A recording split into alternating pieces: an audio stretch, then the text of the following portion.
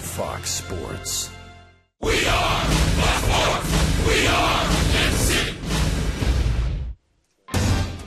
It is referred to as the James Shields trade. You know, the deal for Tampa Bay's ace in exchange for some of the Royals' best prospects. But the Royals also receive Wade Davis. Both he and the Royals are set to prove that the Shields deal was about 2 starting pitchers.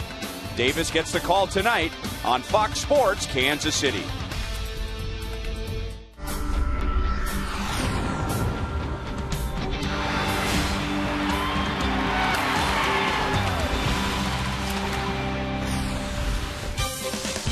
Royals baseball comes to you from windy, warm Kauffman Stadium. It looks like a good night to hit as the Royals and Indians wrap up a 4-game series. Hi, everyone. I'm Ryan Lefevre. Welcome to Royals baseball. And when Dayton Moore became general manager of the Royals, he left the Braves organization. They won 14 consecutive division titles. And in asking Dayton how he could make that happen in Kansas City, he said, well, first of all, we need better players. And second of all, you need to either have 1 great month or 2 good months and play 500 the rest of the way. And as we bring in Rex Hudler, if the Royals can win tonight against Cleveland, tomorrow against Tampa Bay, let's not get ahead of ourselves. Right. But that would be 1 good month crossed off the checklist. No, in the good month of April that the Royals have had, Ryan, we've seen them establish their starting staff, which has been the main key. Number 2 is their average with runners in scoring position is an American League leading 313. Those are 2 key ingredients. Now, in order to have a great month and win 20 games, they're going to have to play tighter baseball defensively. The last night's game, they ended up 3 errors in. Now, all of a sudden, they're at the bottom of the AL in fielding percentage. That's not going to get it done. Now, they're great at the spectacular plays. As you can see this graphic, you know, they're winning their games because of the starting pitching, but that defense, look at these plays now, they're spectacular, so it's easy to overlook the routine mistakes they've been making, but they must tighten up those routine plays in order to have a great month. Royals split a doubleheader yesterday with the Indians. They scored 12 runs in the 2 games, and the wind is blasting out tonight. Could be a great night to hit. We'll see what happens. It's the Royals and the Indians from Kauffman Stadium.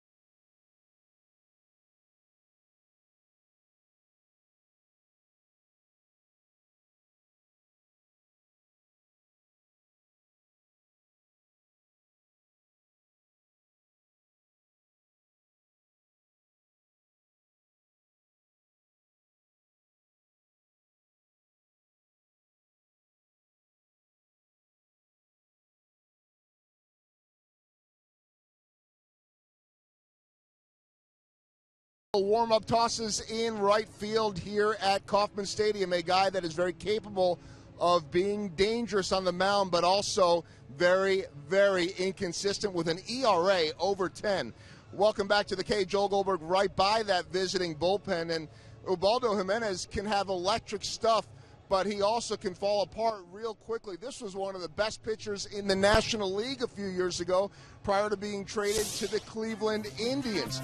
I mean, look at the numbers before and after. Just unbelievable. Talking to Jeff Francoeur, who faced him when he was with the Rockies, he said that was the guy that was throwing 96 to 98, started out that 2010 season with a 14-1 record. He said, I'd never seen anything like it, and I told the guys with the Royals, just feel lucky that you're not facing the guy that I saw in Colorado, but they still know he can be good. Fastball velocity has dipped down, average fastball from 96 to 91, and the Royals will be hoping to jump on Ubaldo Jimenez, who is now walking in to the dugout, set to face the Royals.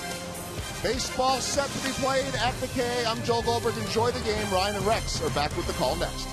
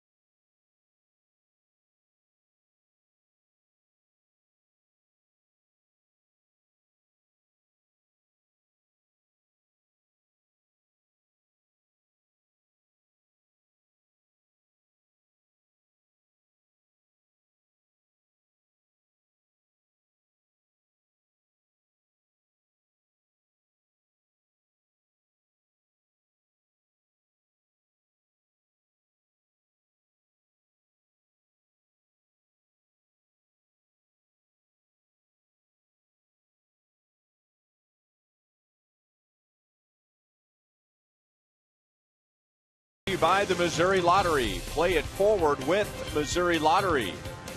By Chevrolet, your Kansas City Chevy dealers, the official vehicle of the Kansas City Royals. And by AT&T, the wireless receiver only from ATT Uverse. Visit att.com/freeyourtv. Rethink possible. It's been a comfortable day or two in a row to come out to the ballpark. Warmer today than yesterday, windier than yesterday, with the wind blasting out to left field and left center. Tonight's game is brought to you in high definition by Time Warner Cable, the official TV, internet, and home phone provider of the Kansas City Royals.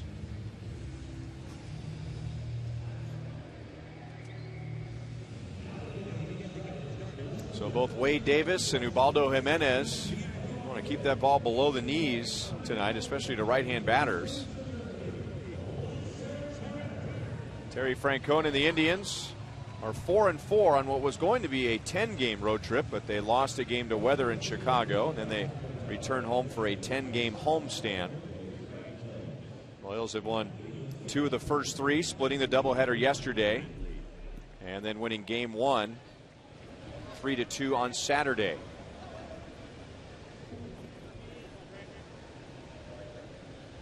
So it's Michael Brantley leading off again.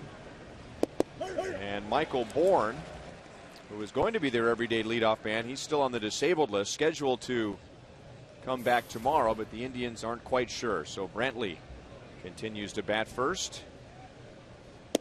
1 ball, 1 strike from Wade Davis. Okay, Wade Davis is going to try to stay on both sides of the plate with his 2-seam fastball. He has a 4-seam fastball. He'll reach maybe 94, 95 at times with that, but he's more comfortable in the low 90s. He's got a little cutter he'll use. Slider change and a curve. He likes his cutter in on lefties. And, you know, in the 20, he's given up 26 hits in just 19 2/3 innings. That's a lot. He wants to try to stay out of the middle of the plate as much as he can. And 2 hops out to Getz. So Brantley is out. And now the rest of the Indians batting order tonight against Wade Davis.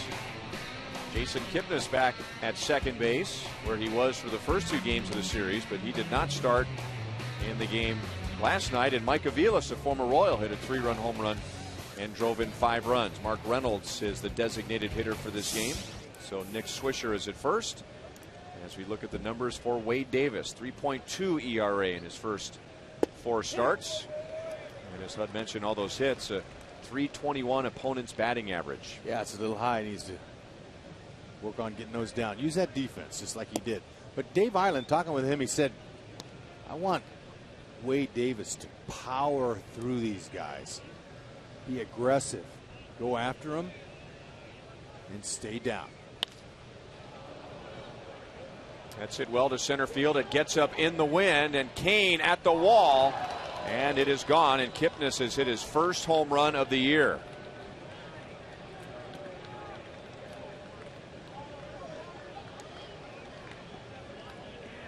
Hey, just as soon as I said keep it down, he left it up. And with that wind, that helped that one big time, even though that was pretty well struck. As you can see where that was, right down the middle, a nice easy swing. He got it elevated, and when you get underneath the baseball, it spins. It's got a little spin, so it'll actually pick up, if there's any wind, it'll pick up any currents, and Locane just ran out of room.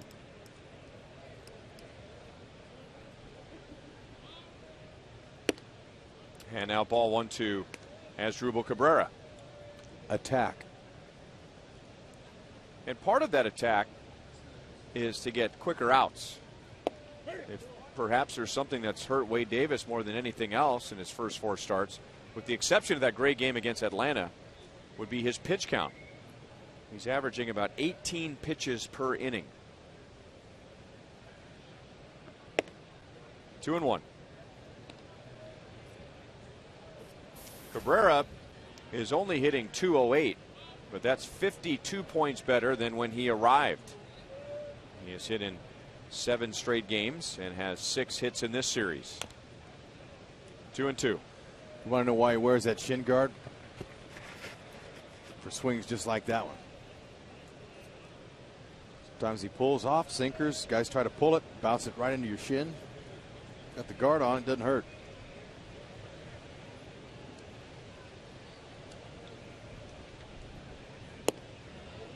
Curveball is low. 3 balls, 2 strikes. He's got some real nice action to his curve. You can see it's a short, quick, good rotation.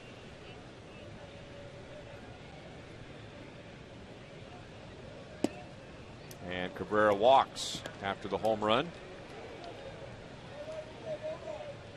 1 on, 1 out. Here's the Royals defensively behind Wade Davis. All right, leave it up to Salvi. Anybody gets on base, don't worry about him. Wade Davis, he gets the ball home fairly quick, though, and that'll help Salvi throwing runners out. I don't think Salvi's shown anything that we haven't seen from the very gifted and talented 22-year-old. He's got it all. He was sure impressive in the first game of the doubleheader yesterday, gunning down Kipnis from his knees, Yep. and it wasn't even close. Curveball for a strike to Nick Swisher, who is at first base. However, they're going to have to tighten up that defense. Those errors last night put them at the bottom of the American League in fielding with a .980 fielding percentage. 0-2. The Royals were errorless in their first 7 games this year, and now 16 in the last 15 games. And their last 2 losses, game 2 yesterday, and then on Wednesday in Detroit, in both of those games, the Royals allowed 4 unearned runs. Yep, that'll do it. Make the plays you should, and any of those extra ones, you know, we see those all the time. They can do those. They got a lot of range in there, so they get to a lot of balls.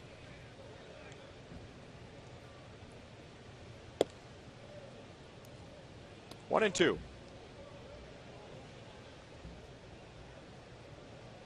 Wade Davis pitched a little over 5 innings against the Rays, or rather the Indians, for the Rays out of the bullpen. He has made 2 starts in his career against Cleveland, and he won both.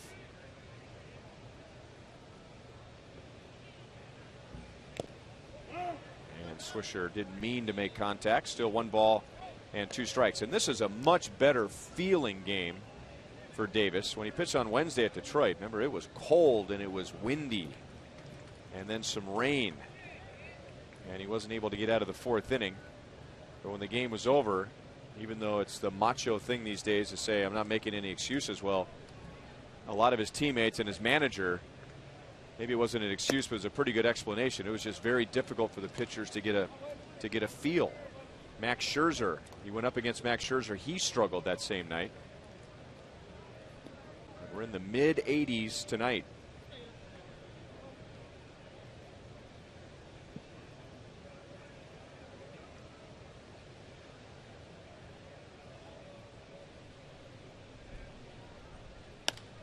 And Swisher goes the other way, slicing away from Gordon.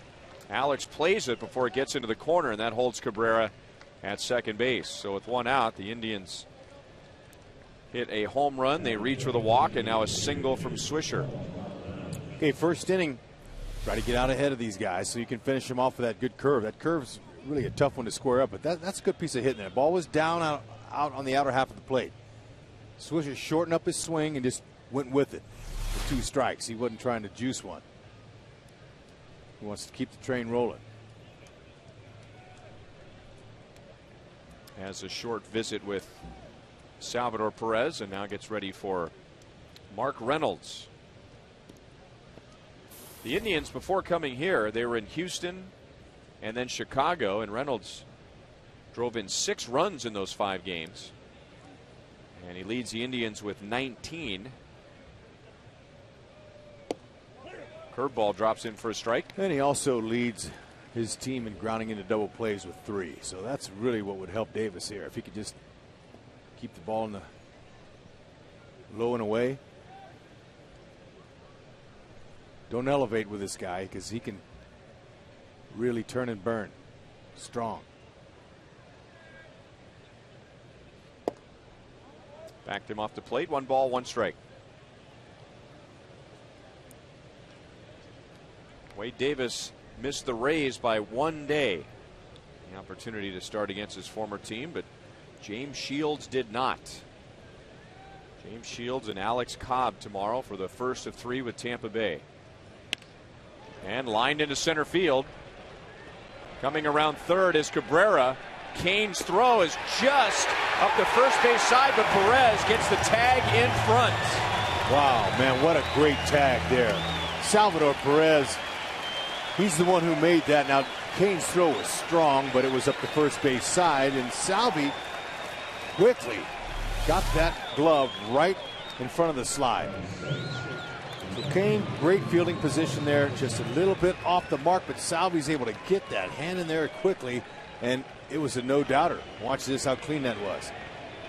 Got him. It's a good thing that Salvi's left forearm didn't get cleated. But whenever you expose your arm like that out in front of the plate, sometimes that happens, but fortunately not.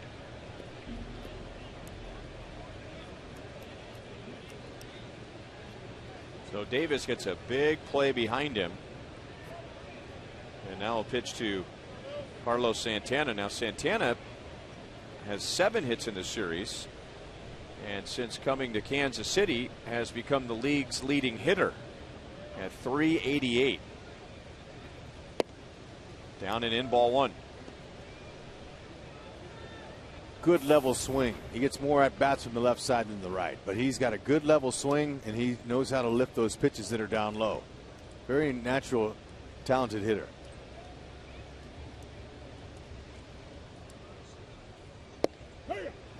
Over the inside, 1 ball, 1 strike.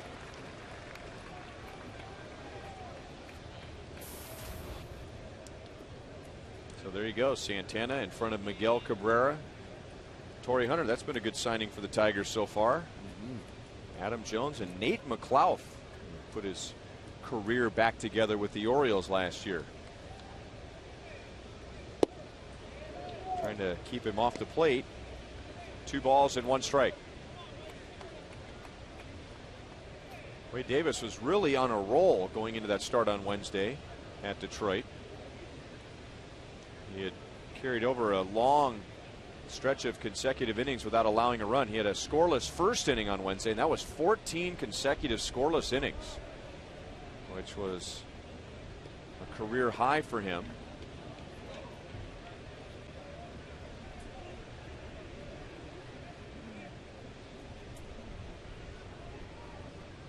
Two and one on Santana.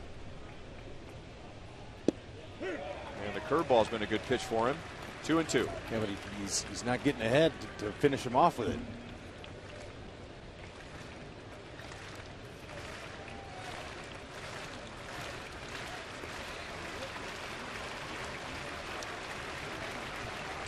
"26 pitches in this first inning. And thanks to the play by Kane, the throw by Kane, the play by Perez, it is just a 1-run inning so far, and the home run by Kipnis. So Davis's tempo and pace go along with those 26 pitches has not been very good. He's not doing what Island wanted him to do, and that was attack hitters. But it's his first inning, trying to gauge himself. Still 2-2. And it's not just for the pitcher, right? I mean, it's for the hitters not having a whole lot of time in between pitches and them feeling a bit rushed. Yeah, they're going to see if they can talk him into a strikeout here. Santana's a contact hitter. He's going to put it in play. What a throw by Kane, though. Very strong. You don't see a lot of center fielders throwing guys out on one hops like that. So he's able to show that arm. Ball got to him pretty quick as Reynolds hit it hard. But that was fundamentally sound the way Kane picked up that ball and threw it in. Just like you teach it. We're having a bit of a flow issue in this inning. Yeah, I'll say. And he did strike him out, so we went back with the breaking ball to finish off the Indians in the first, but Jason Kipnis homers, putting Cleveland on the board, and Lorenzo Cain and Salvador Perez saved a run.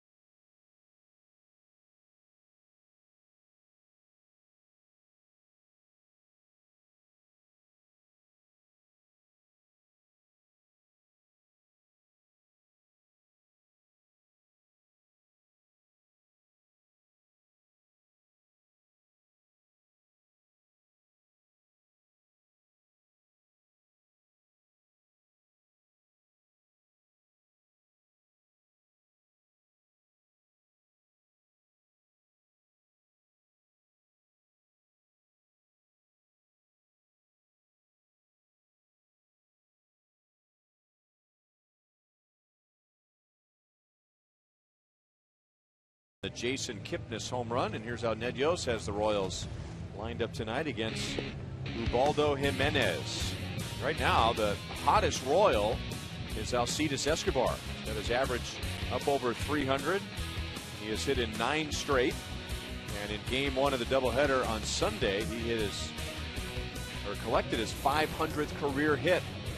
And tonight that lineup is facing Ubaldo Jimenez. That's right. You see the walks. They're pretty high. So if you're a Royals hitter, you might want to take a few pitches, see if he can get wild and wait him out.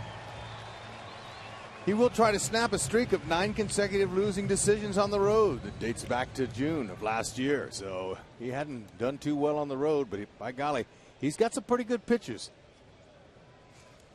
He's got 2 and 4 seam fastball, slider, curve, split fingers, a lot. And speaking of a lot of moving parts. Just watch him. Outside to Alex.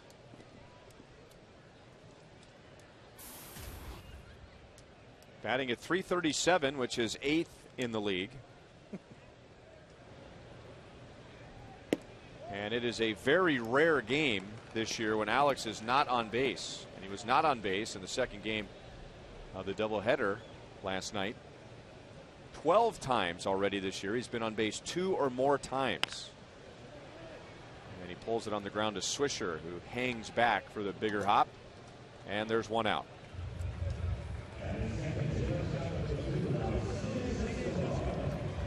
Yep, hitters really have to focus to try to pick up that release point against Ubaldo. And you mentioned all those starts without a win on the road. Well, look at his last 3. Now, I guess a good start would be 4 earned runs in 5 innings. That was at Houston. But the starts before that, he gave up 7 runs in each. And on April the 16th against the Red Sox, he didn't get out of the second inning. And carries with both arms a 10.06 ERA to the mound tonight. Yeah, and I told you I'm not much of a numbers guy, but I could add those up. That's 18 earned runs over the last 3 outings.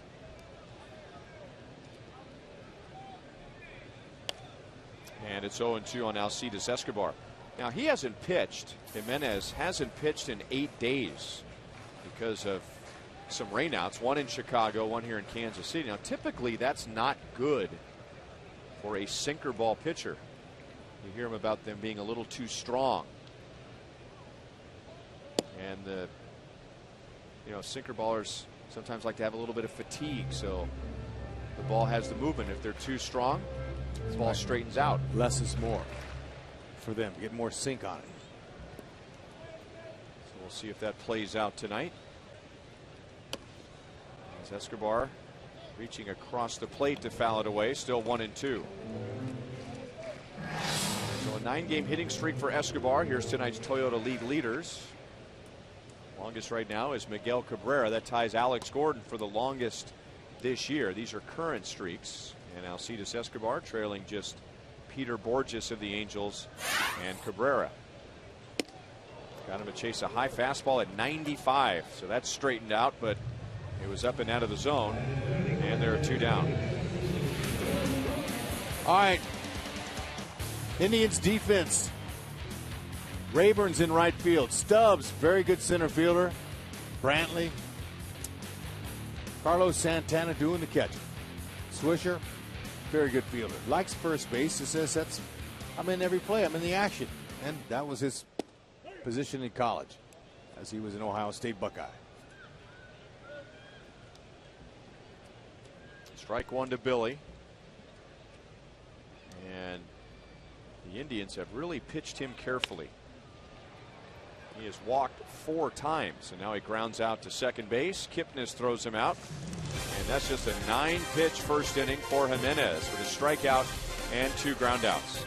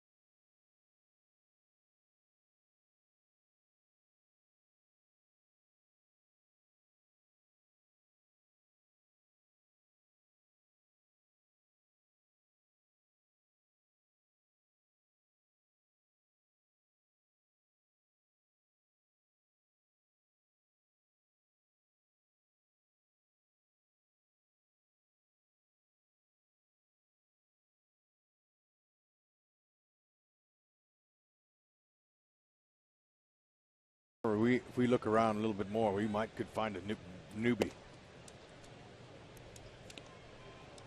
That's fairly new, though. She is, or he. I don't know.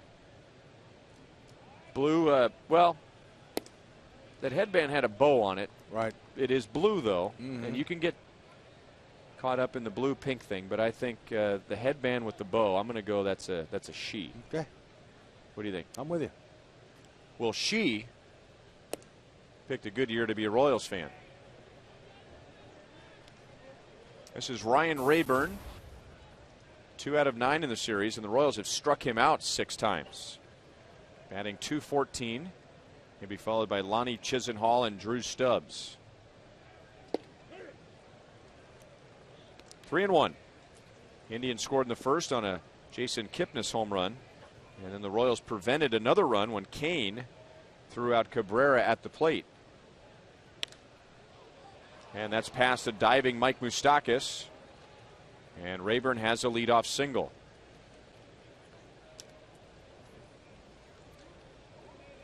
Fans, don't forget to take advantage of the new 4 for $44 deal from the Royals and Taco Bell. You'll get 4 tickets to a Royals game, 4 special edition hats, 4, deep breath everybody, Taco Bell Doritos Locos Tacos Supreme coupons. Ooh. All for $44 plus tax. You can go to the Kauffman Stadium box office or go to Royals.com/Taco Bell. Okay. Davis got to get ahead. Fall behind 3-0, come back in with a strike, and then, you got to come back in there again if you don't want to walk him. Raburn was waiting for that one. He's got to be able to use that height to pitch down in the strike zone. He's got a good, smooth delivery. Sometimes he'll have a hard time repeating his mechanics, though. He'll fall off a little bit hard to the right at times. I saw that on ball 3 of that last at-bat there by Raburn. Just stand tall and stay straight through and down. Little high, 1-1 on Chisenhall.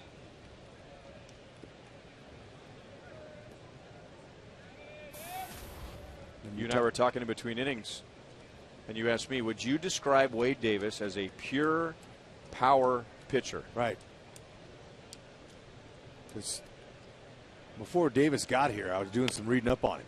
That might be 2 there. Right to the bag. 6-3 double play, 2 down.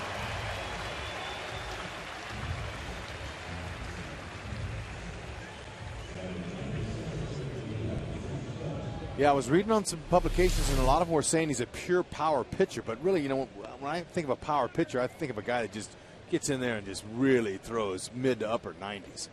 And I haven't seen that from him.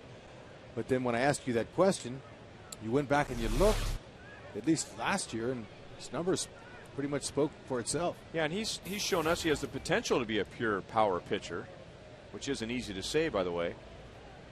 But yeah, looking at his numbers last year with Tampa Bay when he pitched exclusively out of the bullpen, looked like pure power pitcher to me. I mean, the league did very little with him.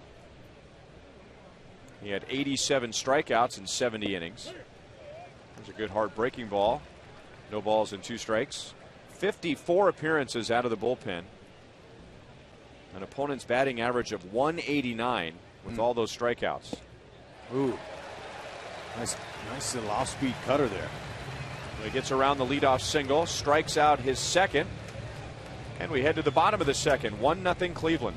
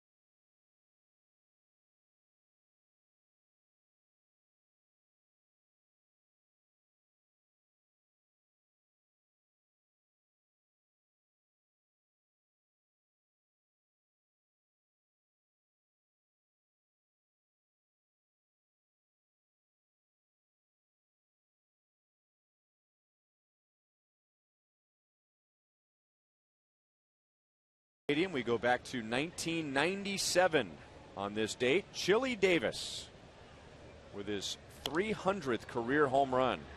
And that was a walk-off against the Toronto Blue Jays off of Paul Quantrill, who I believe attended the same college as one Joel Goldberg. Chili's proud of his one season with the Royals here. Now the hitting coach of the Oakland A's. And I got to be teammates with him for 3 years with the Angels. He's a very smart guy. I mean, I learned more about hitting sitting on that bench next to him, talking after his at-bats. Him and Rod Carew would talk a different language, but man, just tuning in. Amazing how he paid attention to every pitch and every count and how that pitcher was trying to get him out and what he was showing him in show pitches and money pitches. Listening to that lingo, I started thinking up there a little bit more instead of just going up there hacking.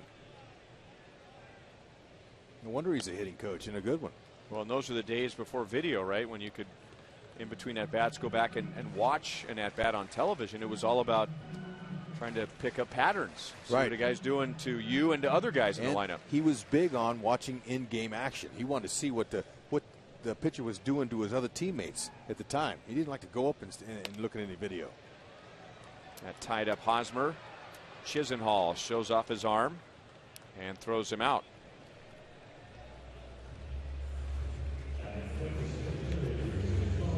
Well, he has a short little arm action. Chisenhall, man, he got a nice arm. Ubaldo got in on Hosmer's hands, jammed him.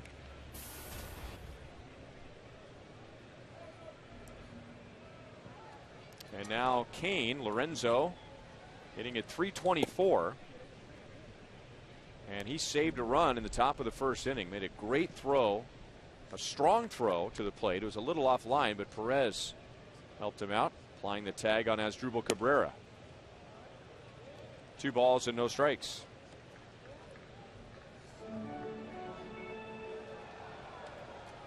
Lorenzo is hitless so far in this series. He has driven in a run after hitting .480 on the last road trip.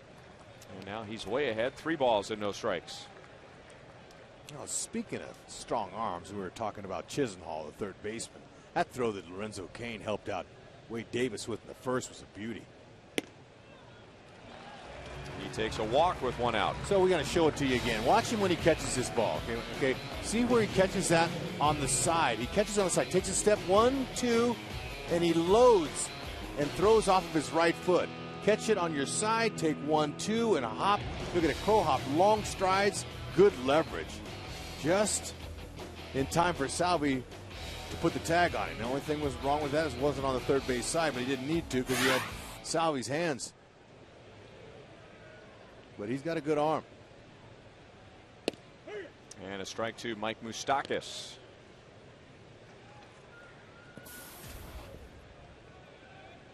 Moustakas, if you combine the first game of the doubleheader and the beginning of last night's doubleheader, he had reached in 5 straight plate appearances and a couple of big walks in game 1 with 2 outs and nobody on against Justin Masterson.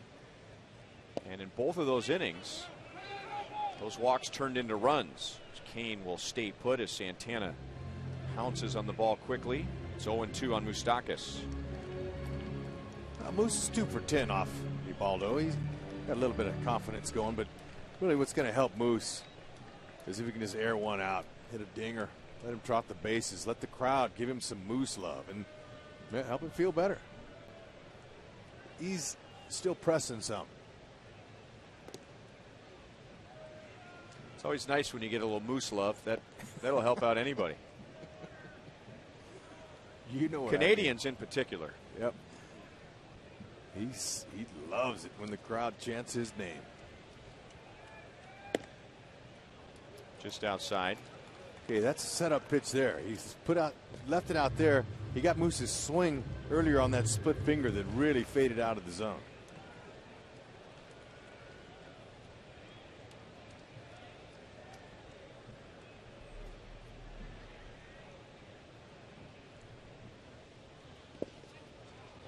2-2.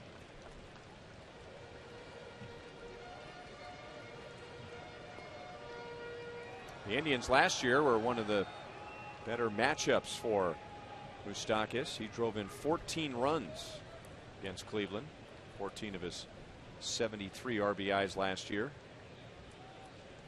He's driven in 1 in this series. Right to Swisher. Out at second. Double play, inning over. 2 in the books. Cleveland leads the Royals 1-0.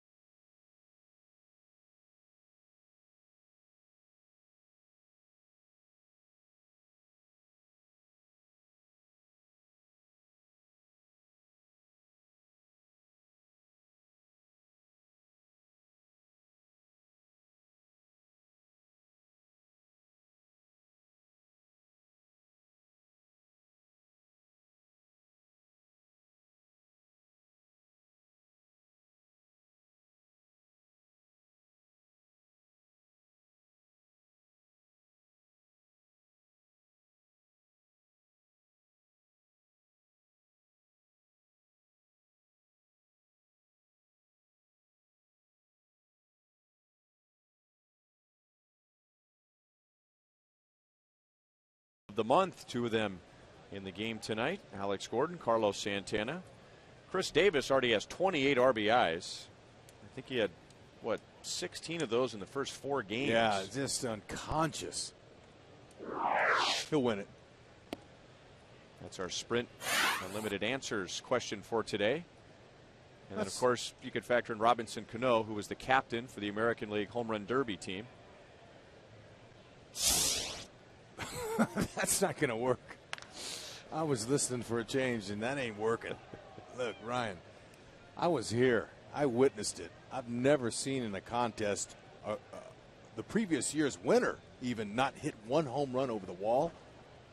That was a shocker. Affectionately known among Royals fans as a Canofer. That's a good one.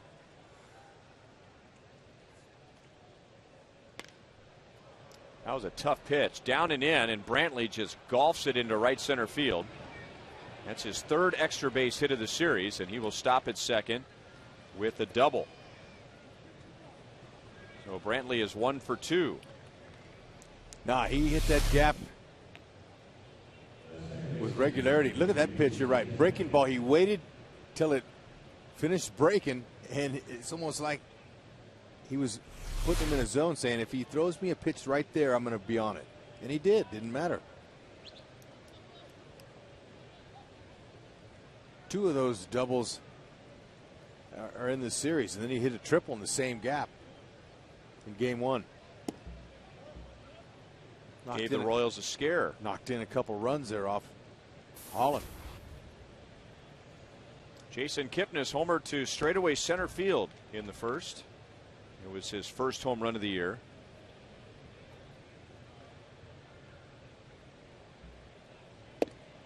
One and one. All right, Hud. Mike Trout have a good year last year? I think so. Ryan Braun have a good year last year? He did. Ryan Braun, Mike Trout, and Jason Kipnis were the only 3 hitters in the major leagues last year with at least 10 home runs, at least 70 RBIs, at least 80 runs scored, and at least 30 stolen bases. Wow. And you hear a lot more about Braun, who was the MVP in the National League 2 years ago, and Trout, who was the Rookie of the Year. But in that elite class, Jason Kipnis is part of the group. He's a baller. This guy, he plays hard. I like it. He runs hard, plays hard, slides hard. He's just having a little bit of a hard time early getting on track, getting under 200. Back door. Kipnis strikes out after hitting the home run in the first. And no advance for Brantley.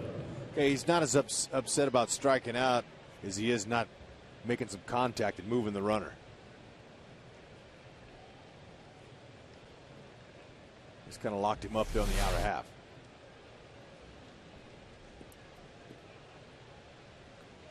And now Cabrera, who walked and then was thrown out at home plate later in the first inning.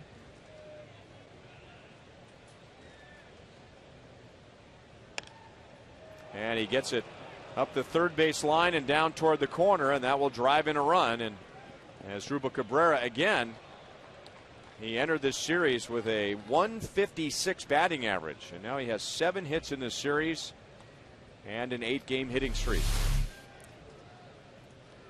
Coming alive. That's a really nice swing. I mean, he waited, and then just threw his hands on it. Slapped it right by Moose. Gordon, good hustle, though, to keep him to 1. Keeping that double play in order. And Cabrera, he came out of that box like, look, Gordon held me to a single earlier in this series, and I'm going for 2 here. And he took a huge turn over there. Gordon made him stop.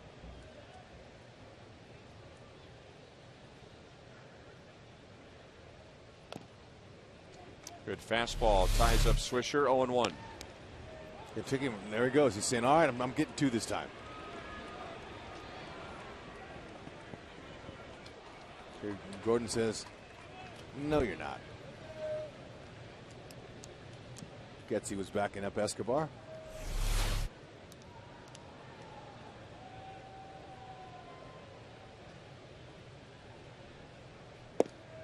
Well, Alex, of course, has won 2 Gold Gloves, which means he does everything well in left field. But if there's a couple of strengths that really stand out, I think it's charging a ball that's hit right at him and running to the line. Running to his right to the line, not only getting the ball, but getting in a good throwing position quickly. I mean, he's had a lot of outfield assists on guys trying to advance on him on balls up the line. I would agree with you. But he comes in great he's able to read the sinking liners. And he goes back on the ball well, too. And he's very accurate with his throws. And what he showed me last year from that warning track you were talking about on the side over there is that he has the ability to throw off balance that he got from playing third base. So that makes him even more dangerous when it comes to holding runners and throwing them out. To Getz, out at second. Quick turn. Double play, and Alex played a role in that double play, holding Cabrera to a single. Boy, Escobar, his arm. I'm thinking there's no way they're going to get him here. Getsy had to go 4 steps to his left. Escobar just hosed him out.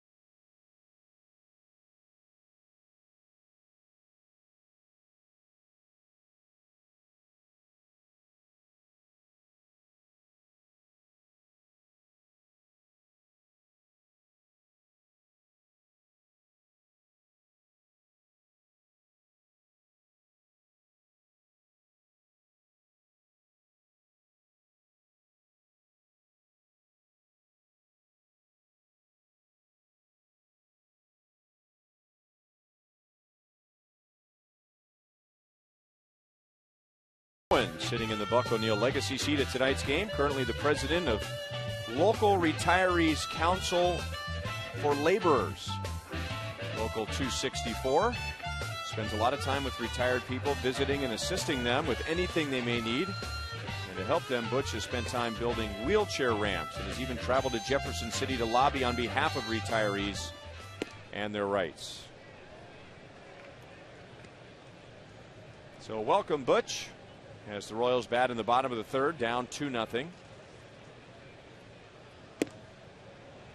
1-2 on Jeff Francoeur.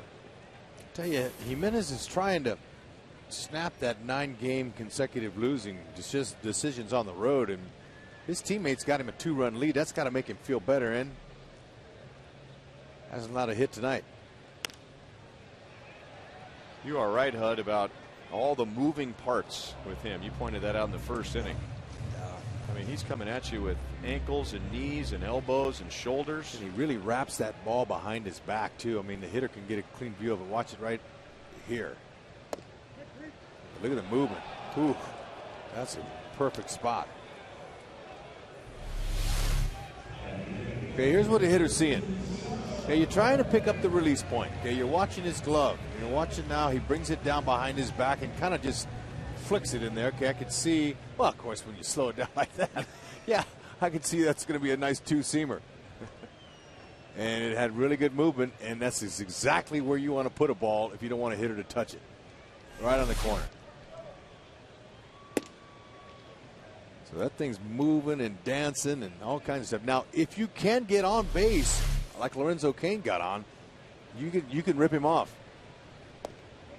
Okay, there's real time right there.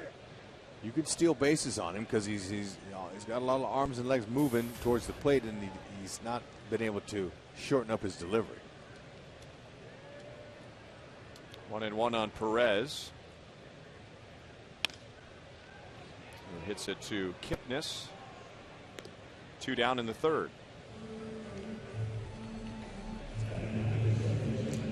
Well, fans, you've known for years that StubHub is a great place to find the seats you want to see the Royals in person. And now they've added StubHub fan rewards. You can earn a little extra with your tickets, like seat upgrades. So head to StubHub and get your Royals tickets today. Hud?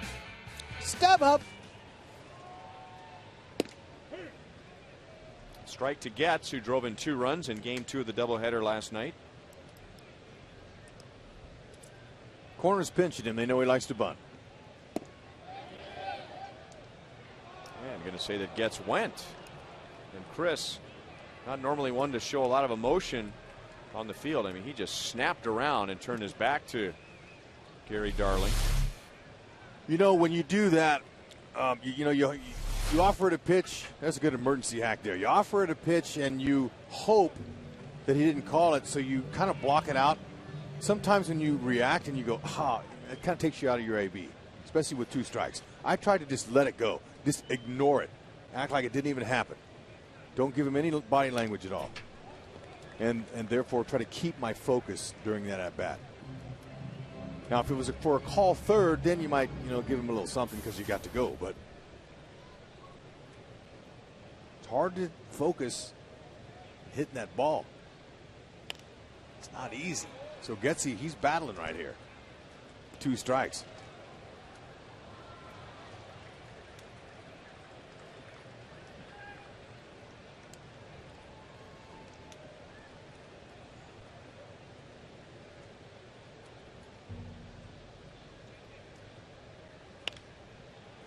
Another foul ball. He's fouled out 4 straight. And Jimenez and Santana are trying to get off-speed pitches by him here. Better off just challenging him because Getzy, he's not missing at least a piece of the ball with any of those off-speed pitches. He needs to waste one.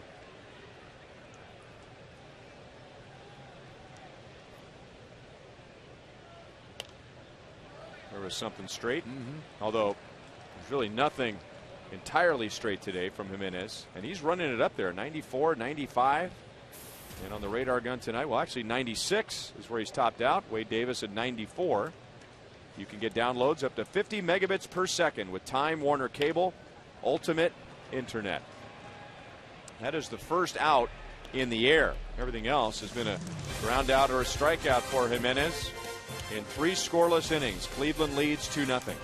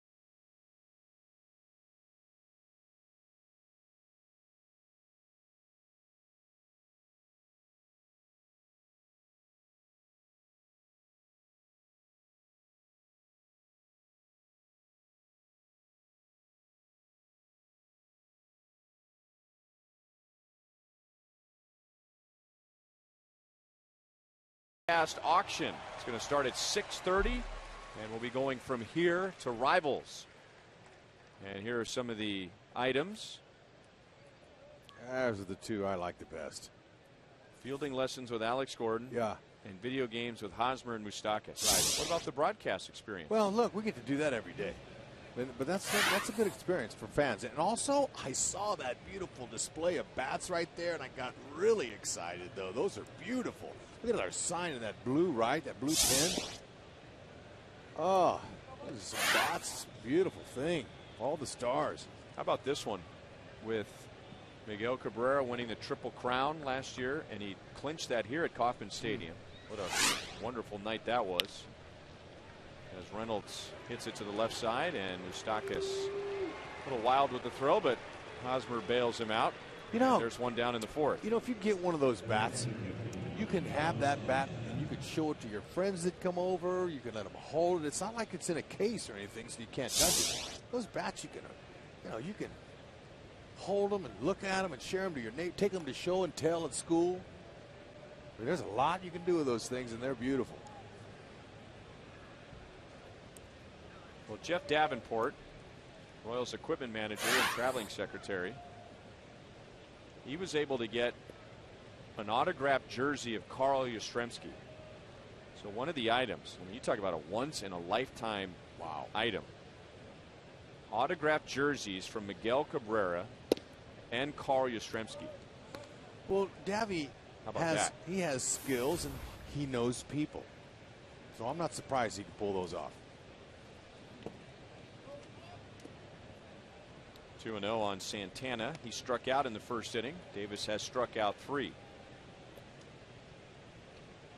That's a lot of fun. We go back and forth from the game to Rivals, get updates on all the bids. 3-0 on Santana. All going to Royals charities. All the proceeds going to Royals charities. My 2 boys would love to play in the clubhouse with Moose and Haas video games. That's the 2nd walk allowed by Davis, and Santana's on with 1 out.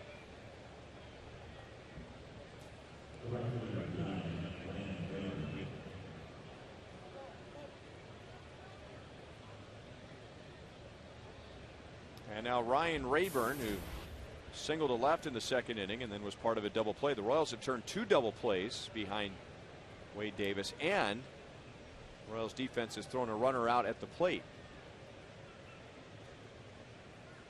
So in a game last night where the Royals committed 3 errors, which led to 4 unearned runs, Defense has made a statement very early tonight.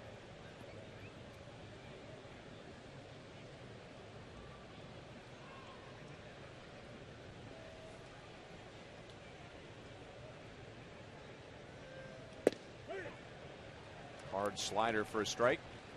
1-1 on Rayburn. Rayburn's looking to pull that ball. He's got good pull power. So you can get him on a pitch on the outer half and down.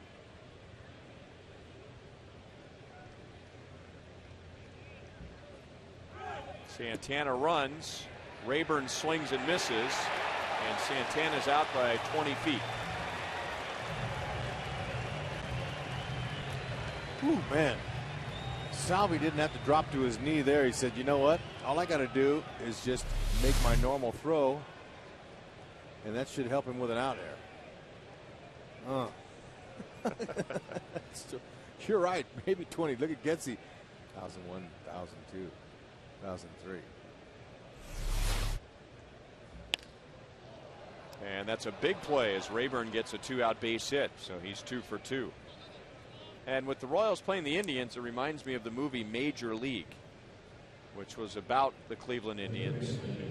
And remember that scene when, who was the base stealer? Wesley Snipes. Remember he came up a little short on his slide in the second base going, come on, come on. That's right. Willie Mays Hayes. Thank you, Doc Carruthers. So Rayburn on with 2 down. Chisenhall grounded into a 6-3 double play in the second inning.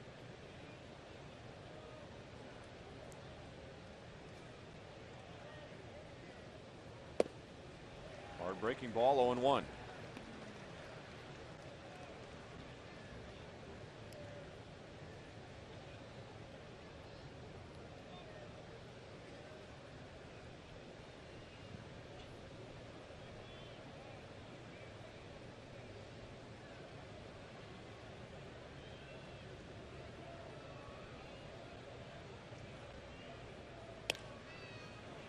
Oh, and 2.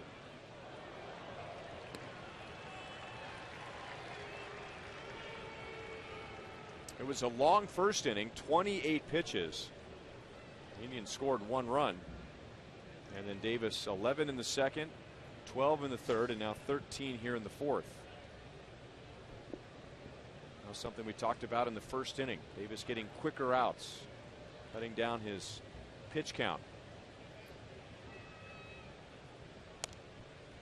Still 0-2.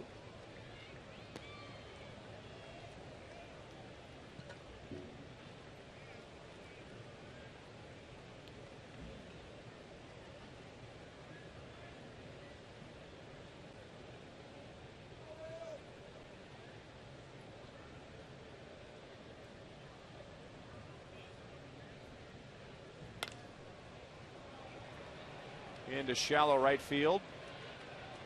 And Francoeur puts it away, and that's the inning. So the Indians got 2 base runners in the fourth. One was caught stealing, and they are scoreless. 2-0 Cleveland.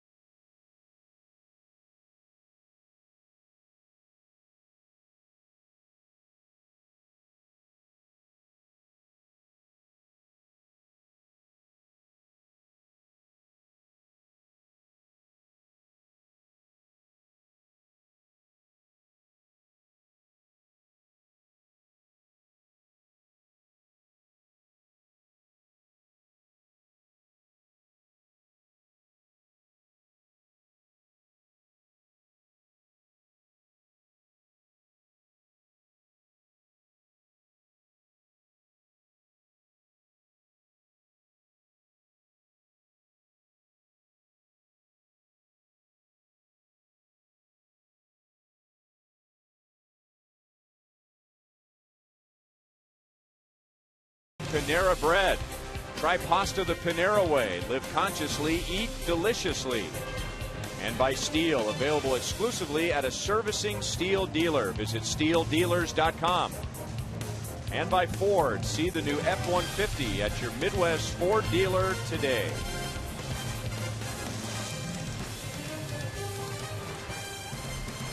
A warm, windy night, and that heat is going to extend into tomorrow as the Royals begin a series with Tampa Bay, and then another cold front. Royals are hitless so far against Jimenez.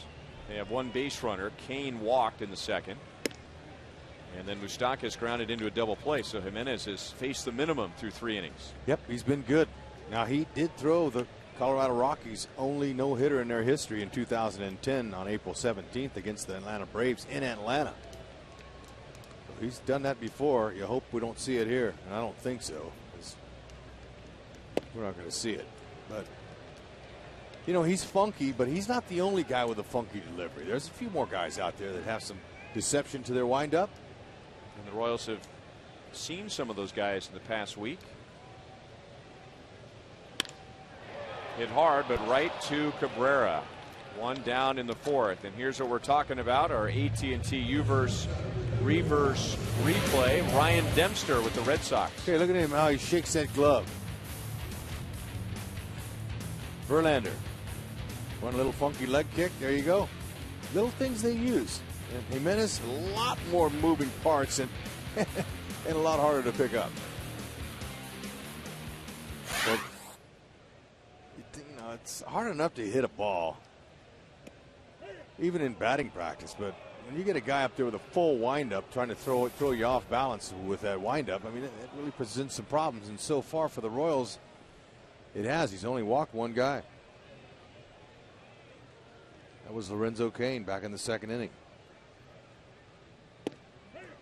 And now a changeup, and it's 0-2. Now, when he's putting the ball over the plate with all those moving parts, that's a good thing, obviously. But with all those moving parts, it's very easy for a guy to lose his mechanics. I mean, there's a lot of pieces that need to be synchronized.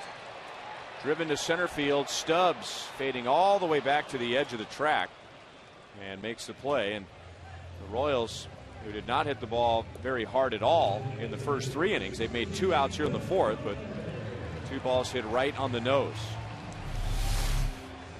Okay, he wants that ball up. It wasn't quite up far enough for Santana, and Escobar, who's got 3 homers this year, says, hey, you know what, I'm going to hit it where it's pitched. Because I asked him before the game if he thinks that those home runs is going to take him out of his high average swing where he goes the other way. He said no. Cabrera dives, gets to his feet, throws, and throws wild. And Billy has an infield single and the Royals' first hit.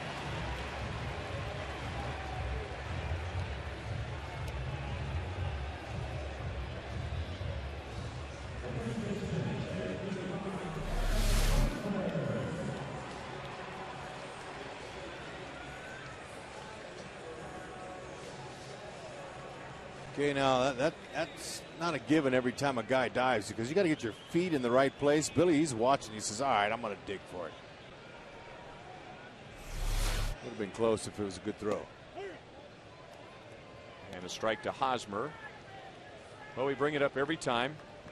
The pitcher just cruising along, pitching mostly out of the windup. Gives up a hit, now pitches out of the stretch, and it can be a bit awkward for him, but he gets a ground ball from Hosmer, who is 0 for 2, and that's the inning. The Royals get their first hit, but at the end of 4, they trail 2-0.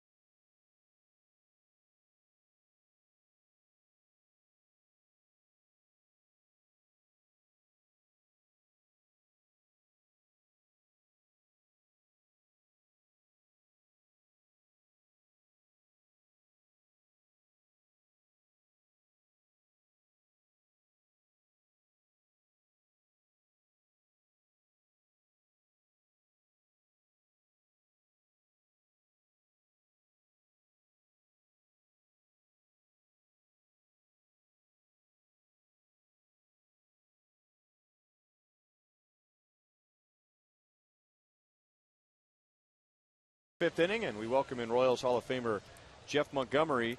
And Wade Davis has been pitching mostly out of the stretch tonight, but making pitches, and the defense has really backed him up nicely. Well, right, and there are times when you don't have your best stuff.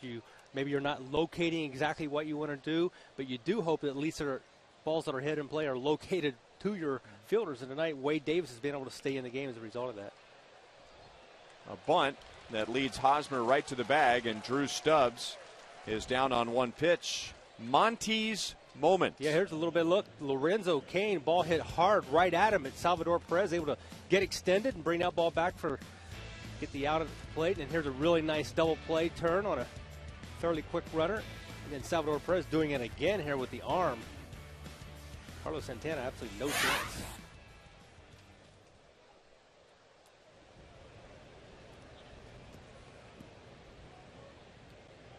Well, Davis gets the leadoff man. Or I should say the first man to face him in this inning. And now here is the leadoff man, Michael Brantley. He doubled leading off the third and scored on Cabrera's single. In the first inning, Kipnis hit a solo home run. So that accounts for the 2 Cleveland runs. 1 ball, 1 strike.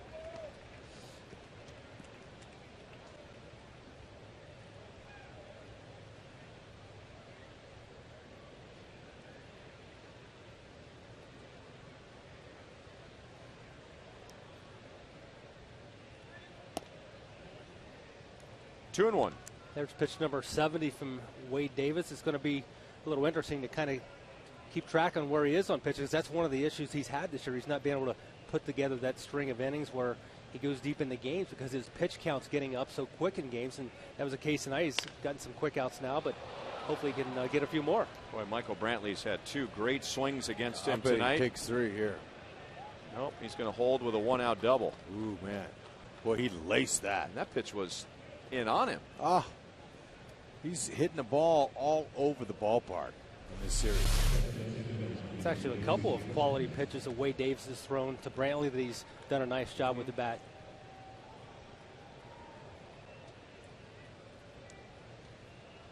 I guess, Monty, that would be the equivalent of a hitter lining out.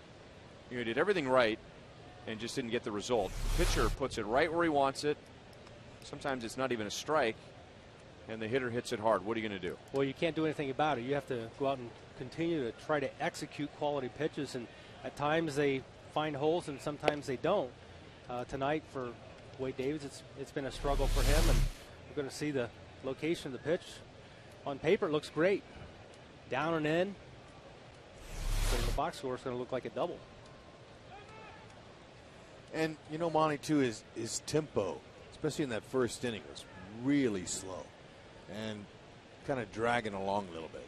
That doesn't help him. One thing I've noticed with Wade Davis, with the exception of the game in Atlanta when he really seemed to be kind of in control, and he did struggle with his command a little bit in that game as well, but it's almost like he's still trying to transition from that relief role to the starting role. I know as a reliever he was really, more of a power guy, come right at guys, and I was expecting, like you guys were talking earlier, I was expecting a guy that's going to ride that high fastball up and 96, 97 range, get a lot of strikeouts there, but he's really been more of a low to mid 90s guy. Right, that's why I was asking Ryan, would you describe him as a power pitcher? And for me, he doesn't have that consistent 95 to be a power pitcher. But then Ryan said, well, when he was in the bullpen last year and he read off his numbers, those are power numbers. And that was a change he made. He became a much more aggressive pitcher last year when they moved him to the bullpen. He was focusing more on that fastball and more of a 1 or 2 pitch guy. And that's why I think he's still looking for that transition to where he's going to use all of his pitches, use his sinking fastball, use his curveball. I think he's got a good curveball. I like his cutter as well. Yeah. But sometimes as a starter, it's a little more difficult to mix all those in. That's his 3rd walk. So Kipnis is on. 2 on, 1 out.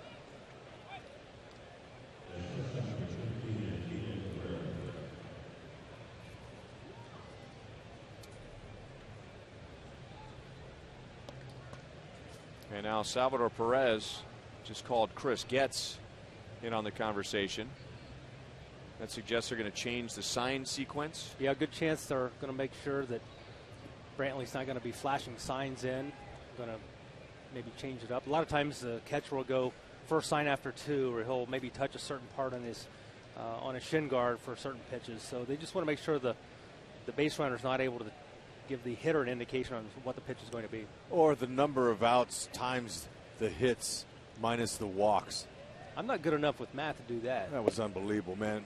My good friend Mark Langston, that's what he used, some kind of concoction like that. Yeah, it was some kind of, take the score and divide it by 3 and add walks. And I'm like, are you guys really serious?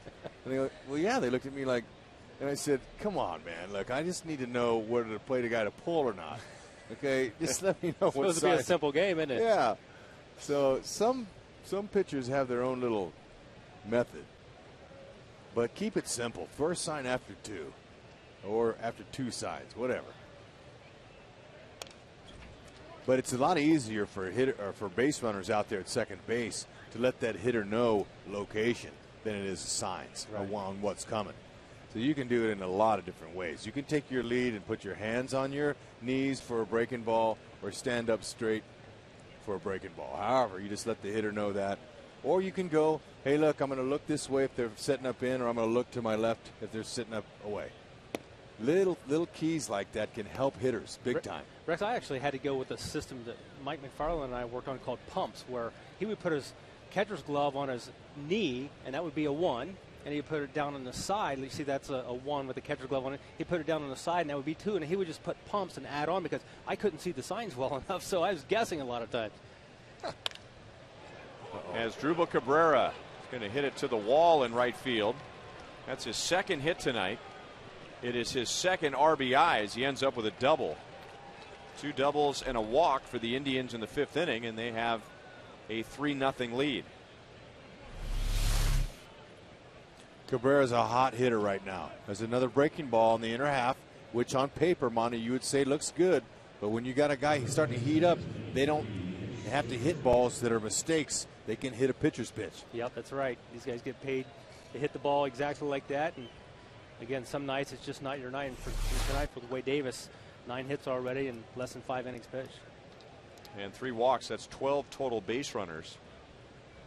And the Royals don't want to see this game go out the window right here, so they'll bring the infield in halfway for Nick Swisher, who was grounded into a double play and singled.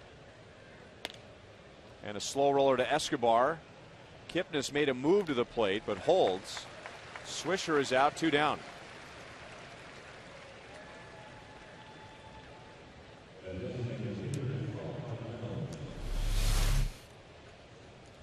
Kipnis thought about it, and then he goes, you know what, I don't want to run into Salvador Perez at the plate, so I'm going to stay home. Not to mention who's coming up, Mark Reynolds, who leads the team in home runs and RBIs. And comes up with 2 runners in scoring position.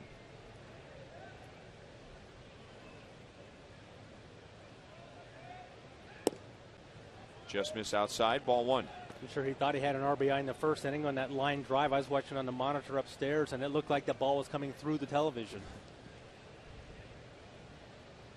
So did the throw to the plate. Yeah. Probably looked like it was coming through the television.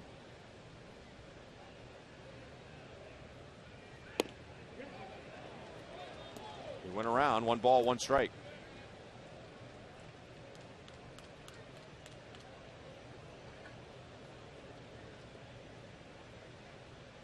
That's Kipnis at 3rd, Cabrera at 2nd. Cabrera has driven in the run in this inning. Indians with 1 in the 1st, 1 in the 3rd, 1 in the 5th. Got the call at the knees, 1 and 2. Boy, ASDRUBAL Cabrera, he's getting a really big lead at second base. Getz may be able to sneak in there and see if Salvi can pick him up, but he's way off. And he's from Venezuela. He should know. And Reynolds goes the other way. So he drives in 1. And then the Indians will hold Cabrera at 3rd as Francoeur makes a strong throw. So Reynolds drives in his 1st of this series and his 20th of the year, and Cleveland leads 4-0.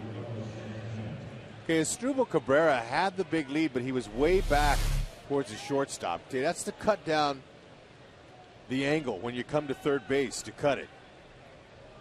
Okay, but Brad Mills, okay, watch him. See the angle? See, he's able to come in at a better angle at third base. Brad Mills down in your corner right down here. He said, you know what? You better get back. That's Frenchie.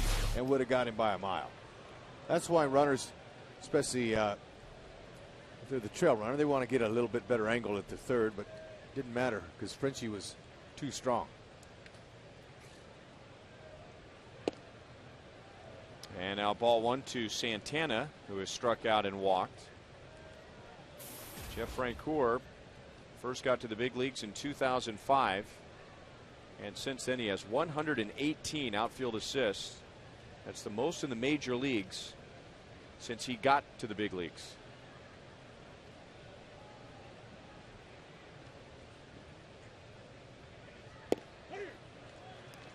One and one.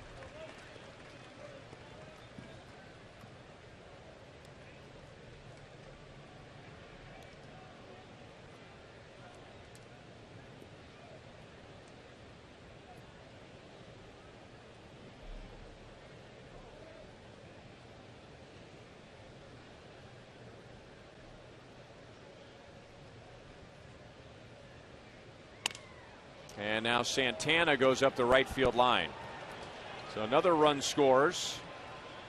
The throw goes to second base, and Santana is safe. Do you think in a million years he thought it was going to be that close, hitting it down into the right field corner?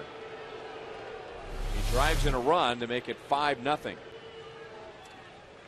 No, because Frenchie really is aggressive. He got to this ball quickly, crashes into the wall, used the wall as a little momentum. Pushes himself off real quick, found the grip, threw it. He's got an amazing sense on where second base is. He always makes that turn coming up, throwing almost blind, but almost every time it's right in the money. So 5 runs, 11 hits for the Indians, and they're not done with the 5th yet. Well, you know, Ryan, right as he took the mound early, I told you 26 hits in just 19 2/3 innings. He's been giving up a lot of hits, and it's continuing here. Here it is. Santana's coming around now. He saw Frenchie pick it up, and he tried to shift gears to go faster. Yeah, it wasn't like he was dogging it out of the box either. He had it going.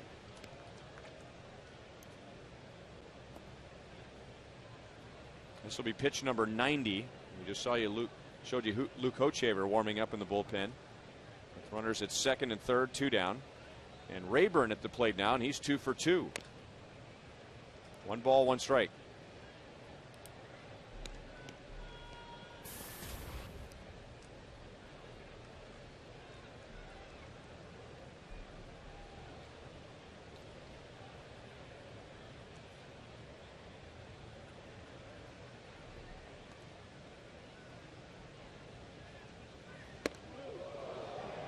Well, if he wasn't 100% into the game before that pitch, he is now.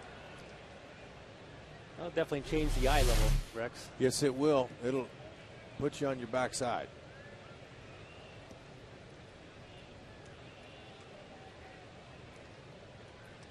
Whoop. He does like to pitch inside, though, but that one just got away from him. You don't want to come up that high.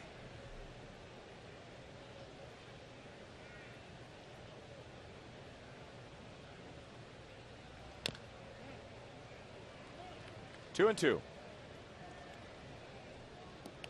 So 3-run 5th, and the Indians have had base runners all game. 28 pitches in the first for Wade Davis. 4 reached, only 1 scored. Leadoff man on in the second, no runs. 2 reached in the third. The Indians added a run. 2 more reached in the fourth, no runs. And now 3 runs on 4 hits in this inning. And now Rayburn launches it to left field. It's gone. And all Alex can do is watch it for a 3-run home run and an 8-0 Cleveland lead as Ryan Rayburn is 3 for 3.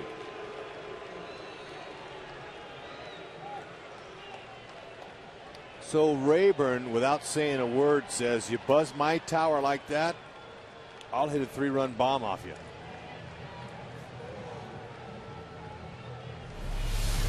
Obvious frustration from Wade Davis. Having a tough struggle, looking for an atom ball, and he gets a ball hitting the bleachers. Yep, good little uppercut there. He had some lift, and with that wind, there's no way that ball was staying in.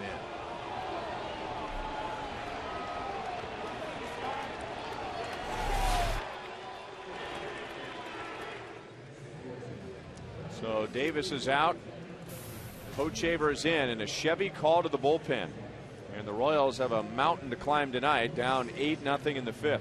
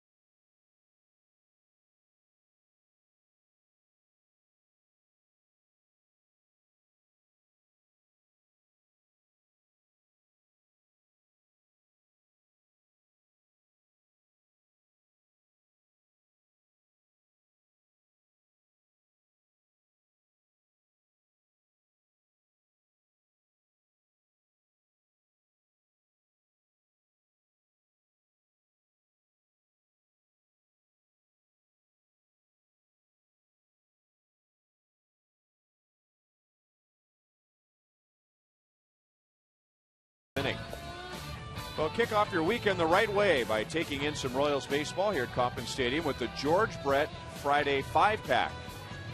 Watch the boys in blue for 5 select Friday home games, including battles with the Yankees, the Nationals, the Rangers, and more. And it's starting at just $55. And you can get your Brett Friday 5-pack today at Royals.com/Friday 5-pack or call 1-800-6-ROYALS. So Luke Kochevar grabs a mop and comes on with 2 outs and nobody on in a 6-run 5th inning in an 8-0 Cleveland lead. And the first man he'll pitch to is Lonnie Chisenhall. Ryan Raburn has hit a 3-run home run. Santana, Reynolds, and Cabrera have driven in the other 3 in this inning. Kochevar was impressive the other day in game 1 of the doubleheader, actually yesterday. 2 innings, 5 strikeouts. Yeah. He had his fastball working. And really, he dropped that curveball a few times, but mainly it was his heater that was blowing guys away. Yeah, it was good to see that fastball at a 96 range a couple times yesterday. This might be unexplored territory for Luke Kochevar, having back-to-back appearances in his career.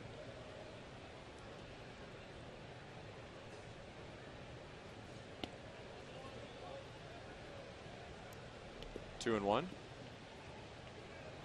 Tell you what, Ryan Raburn, you know, any hitter, when he sees a ball coming at his face and he has to hit the deck, I mean, look, his right foot almost slipped out too. He could have been injured on that play. I mean, you know, that's very dangerous. Pitchers, you know, when they want to back a guy off, if you back, hitters don't mind if you back me off anywhere from the shoulders down, you know, but when you're up head high like that, try to maintain your composure. But when you get back in there, you're saying, you know what? I'm gonna take you deep. That's your thought. I mean, it doesn't always happen. You don't try to hit it, but Raburn got him a ball and he got one up and he hurt him. That's how you retaliate. You don't do anything foolish, but you start looking. A little confusion on the field, and it began with the home plate umpire Paul Emmel, who rang up Lonnie Chisenhall for strike 2. And then the Royals defense said, well, if that's a strikeout, then the inning's over. Watch this. And then he remembered what the count was. Yeah, it's been that kind of inning for the umpire, too. It's funny. Salvi goes, all right, if he's going to call him out, let's go. Well, when you're ahead 8-0, you only get 2 strikes when you come to the plate. That's a new major league rule. That's a strikeout. He got him swinging. The Indians send 9 to the plate. 6 come around to score. 3 on the home run by Ryan RABURN.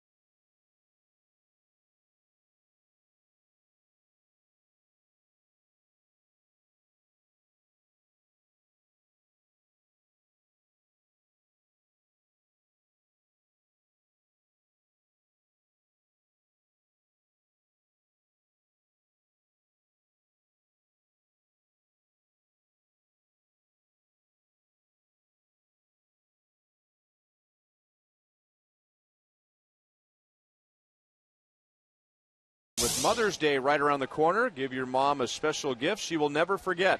Have Slugger personally deliver a Sluggergram consisting of Royals earrings, tulips, a t-shirt, tickets, and more.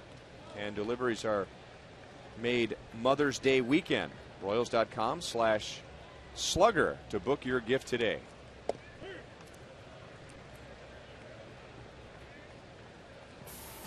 Well, Ubaldo Jimenez has allowed 1 hit in 4 innings, and he has an 8-run lead. And only 2 men have reached against Jimenez. First, Lorenzo Cain with a walk in the 2nd, and then Billy Butler on an infield single in the 4th.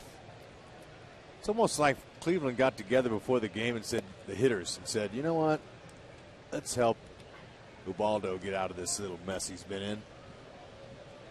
9 consecutive road losses. That's considerable. That's a lot. And the offense picked him up. I've seen stranger things. I mean, this game's not over, but if Ubaldo continues to mix his pitches like he has been, it's going to make it tough. He's just thrown 56 pitches. He's coming at guys. Kipnis runs to the middle and throws out Cain. 1 down. And those hitters you're talking about scored 2 runs in the first 2 games, and now they've scored 18 runs in the last 2. Winning the 2nd game of the doubleheader last night 10-3. Guys, I think coming in this series, when they saw Jimenez and saw his numbers, I think they're going to see a different guy, but he's been really lights out tonight, and you guys talked about that delivery. I think one of the things that he creates with that deception is just something that has been with him during his career, and the Royals haven't seen him a lot, but tonight it certainly has been effective. That ball's moving. It's dancing, sinking, diving. It's got all kinds of action on it. And he's got long fingers. His hero is Pedro Martinez, and there's a guy right there that had exceptionally long fingers, and that's how they get that extra life on that fastball, and they let that thing go at the very end like that. And Pedro's fingers would bend back. I mean, I remember doing an interview with him, and he showed me his fingers, and they would bend all the way back. It's almost like he was double jointed. A little slingshot. Yeah, he could just fire, and that's where he got the rotation and the reps. The Z's on that ball. He's got the little effort behind his back there reminds me of Mark Gubazov. How he had that little twist. Cabrera throws out Moustakas 2 down. Aaron Crow does this a little bit too. You see when he comes back behind his back and has that extra little flip. Bam. That's a split finger there. He had his finger split on that ball, and it went away. And Moose tried to pull it. Hit the top half, a grounder. 0-1 on Francoeur, who struck out his first time up. And with all this good work that Jimenez has done, he has only struck out 2. Using his defense and a lot of ground ball outs, the Royals have only made 3 outs in the air. Everything else on the ground or a strikeout.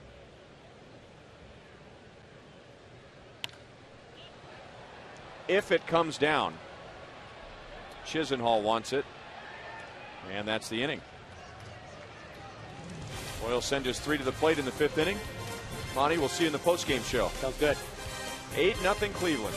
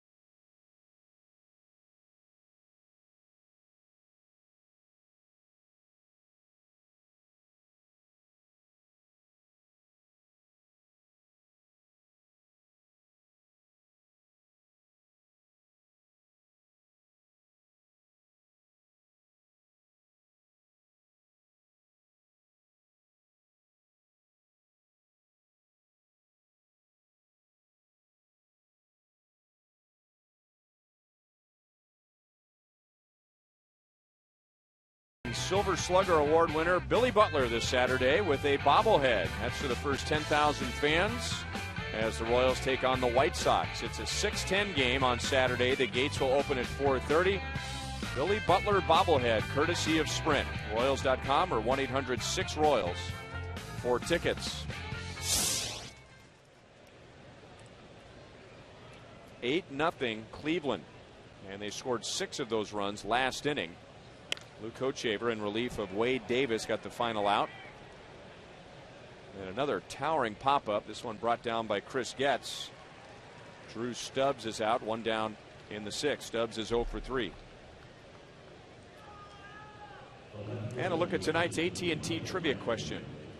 Who is the Indians' all-time hits leader against the Royals?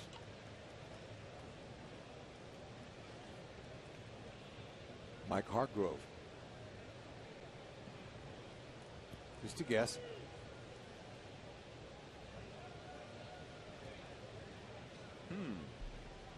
All time. Oh, I thought it was just 1993. Strike on Michael Brantley, 2 doubles, 2 runs scored. I'm thinking Kenny Lofton or Omar Vizquel. Or at least it seemed that way. 1-1 on Brantley.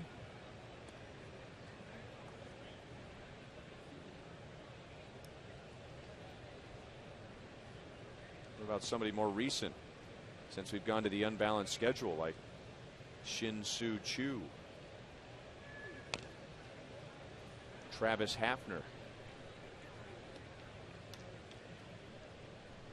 How about Sandy Alomar Jr.? Well, there you go. There's in the house. Good call.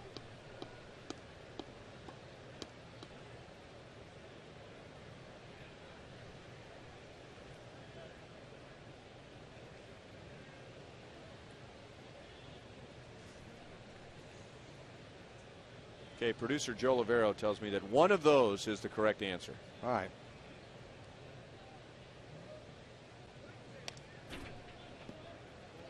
Still 1-2 on Brantley. So Wade Davis gives up 8 runs, 12 hits in 4 2/3 innings. And in the first 4 innings, while the Indians had base runners all over the place, he was making pitches. The defense was doing its part. A runner caught stealing, another runner thrown out at the plate, a couple of double plays. And then the 6-run 5th. Off of Hochevar's glove. He's going to try and chase it down, and close, but no cigar. Yeah, I can't remember seeing a pitcher go that far for a ball. Okay, now after this happens, that's the competitor in Hoch.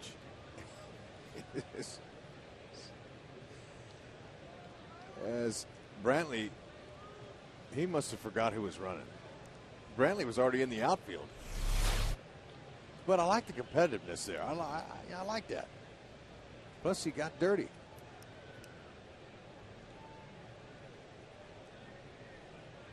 You ever seen a pitcher run that far out there? No. And get a guy? Still haven't. Escobar makes a play on Kipnis. But I tell you what, it's a good thing we're not playing in the Metrodome. The last 2 half innings, I think we'd have had 3 balls hit the roof. Or at least in the Tropicana Dome.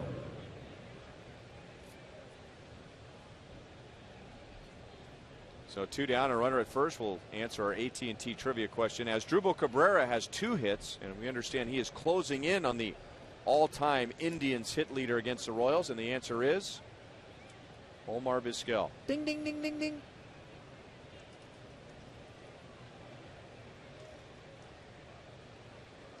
And that was ASDRUBAL Cabrera's hero growing up in Venezuela. And he ended up playing for the Indians just like Vizquel, and wears the same number 13. He is out for the first time tonight. Hochevar pitches a scoreless 6th. Royals are down 8-0.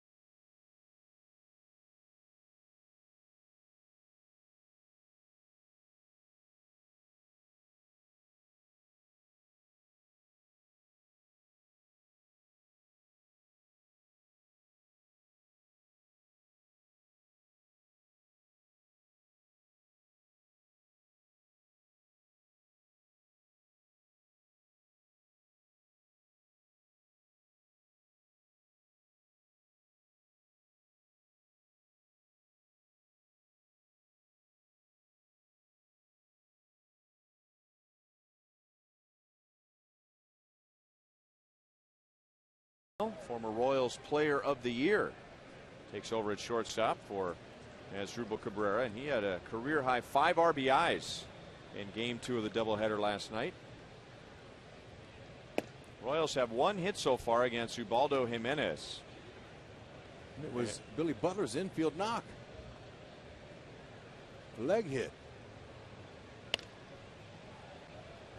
Out to Kipnis at second base. Perez is out, and he is 0 for 2. Our Sonic Slam inning contestant is Brooke Polzin from Knob Noster, Missouri. If the Royals hit a home run in this inning, Brooke wins $2,200.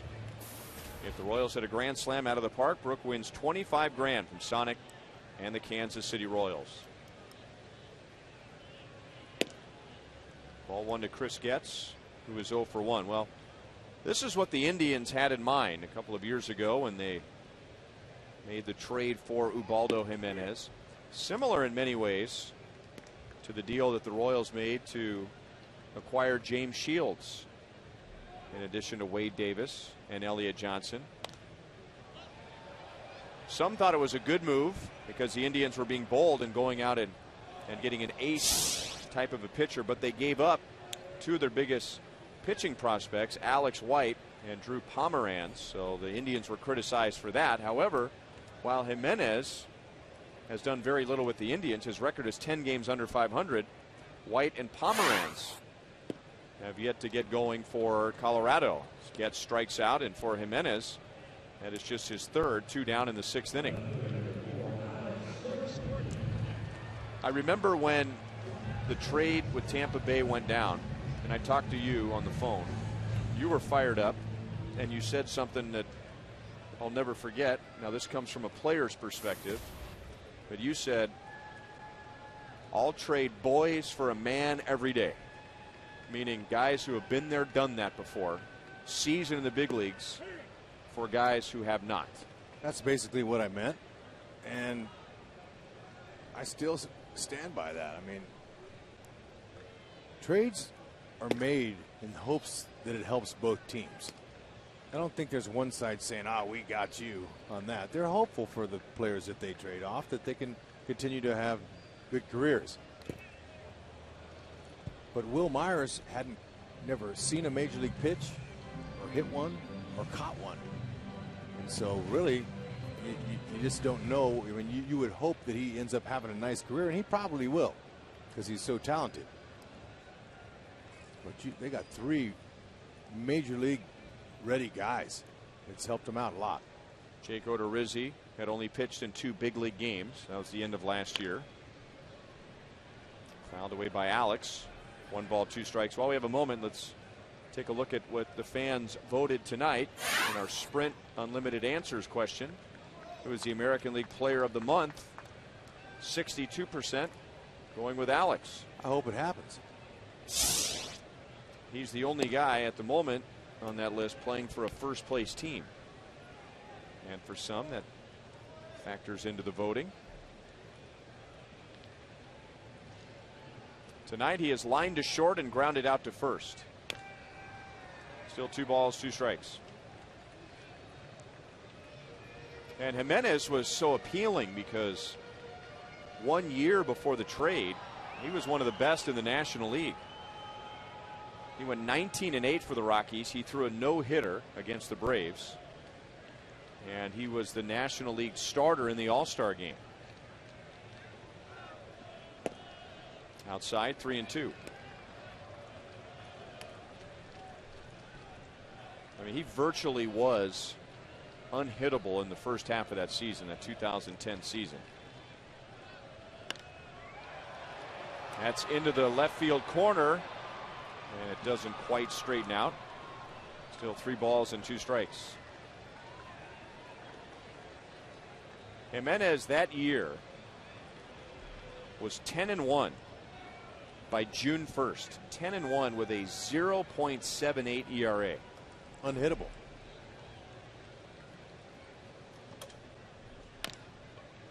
And Jimenez, who is 6'5", reaches up to get it, throws out Alex, and that's the inning. And now Jimenez has retired 13 of the last 14 Royals.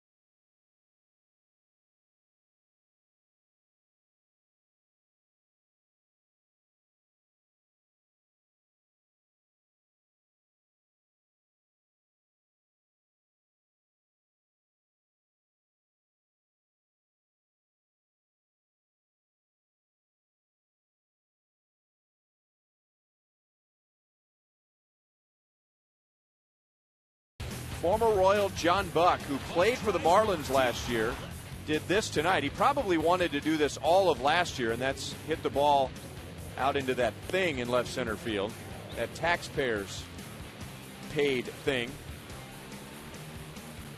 447 feet for John Buck, 9 home runs. Good for him. Really? It's a monster shot. Chevy call to the bullpen. It's Aaron Crow on for the 7th. So Hochevar got the final out of the 5th with a strikeout and pitched a scoreless 6th. So Hochevar is now scoreless in back-to-back appearances. Hud was talking about that. That's one of the many transitions for him, pitching in back-to-back games, going to the bullpen. 3 1/3 scoreless over that stretch for Hochevar with 6 strikeouts. And he got his uniform dirty in the infield, trying to make a play. It won't show up on the stats, but I like the effort. Heck of an effort. Yeah, I like it.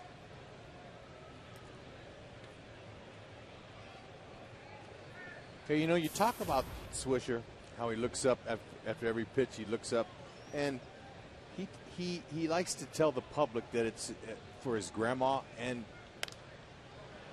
I know Nick, and we talked a little bit more in depth about that. And I said, can't that be something that has to do with the focus as well? He says, yes. I look up, and I wanted the people to know how much I love my grandma, but really that's a focus for me on every pitch. So. Okay, well, while you're at it, you want to spill the beans on Santa Claus and the Tooth Fairy? No, but some fan was getting on me.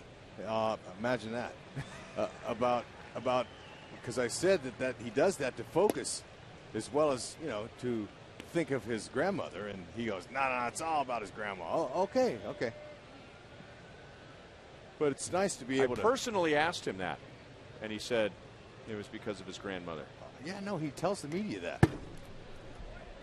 But we started talking about focus, and he says that helps him focus on each pitch.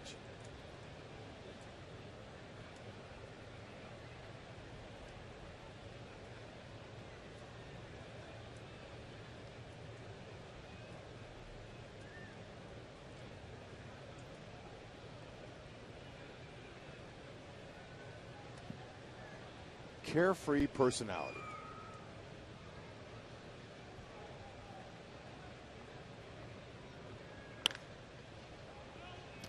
Just foul off to the first base side.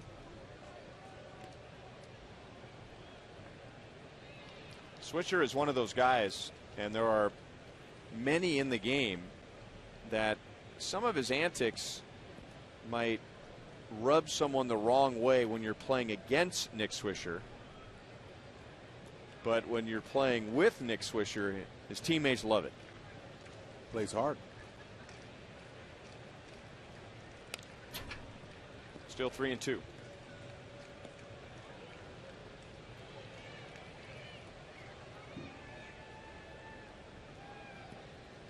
Steve Kurtenbach reminding me A.J. Pierzynski would fall into that category.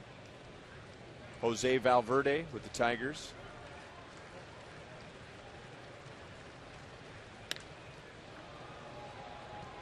Hits it up to his focus spot. And Alex makes the play in left center field. 1 down in the 7th. That doesn't always work. If it did, you'd see a lot more players before every pitch looking up. Well, what's he focusing on when he's on the black sky? I mean, how's that? You might have to catch him next time you see him. No, you had the conversation with him. I'm telling you, that's what he told me. And you even suggested that before you talked to him. So I mean, you were onto something, right? So I'm serious. I mean, what just kind of setting your eyes, or you don't want to stare at the pitcher for too long? I mean, you stare at anything too long, it becomes blurry. Is that what it is? It's very possible. It's a focus issue. Watch it. Tough hopper Moustakas throws a strike over to Hosmer. 2 down in the 7th. Now Cetus Escobar will be coming up when the Royals bat in the bottom of the 7th, trying to extend his hitting streak to 10 games. So he's a candidate for Royals Player of the Month, which is sponsored by Majestic and Rally House. And if you vote at Rally House stores, you'll get a chance to go on the field and meet the winning player.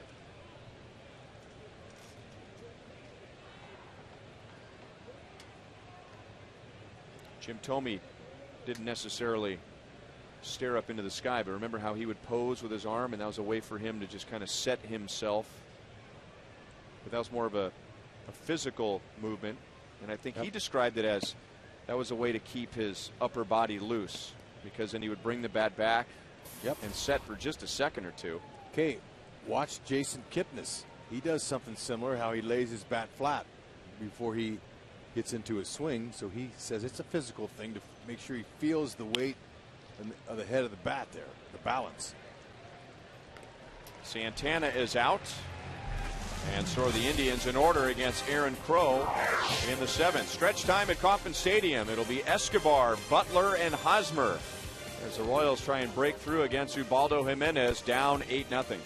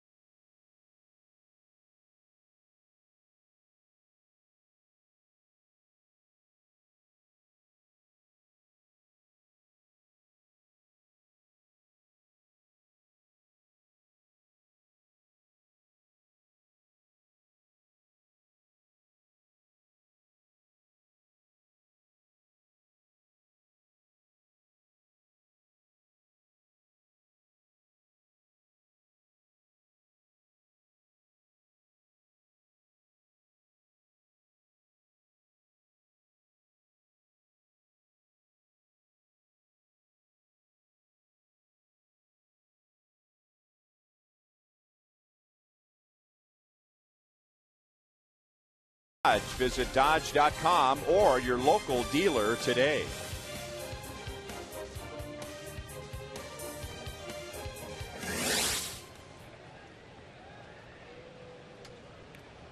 It's getting close to that little guy's bedtime, but he's ready to go. 9:03 Central Time. Turning away from mom, he wants to watch Alcides Escobar hit, and who doesn't? He has hit in 9 straight. Hit his 3rd home run in game 1 of the doubleheader yesterday, and that was his 500th career hit. He's 0 for 2 tonight against Jimenez, but one of his outs was a fly ball to the warning track in center field.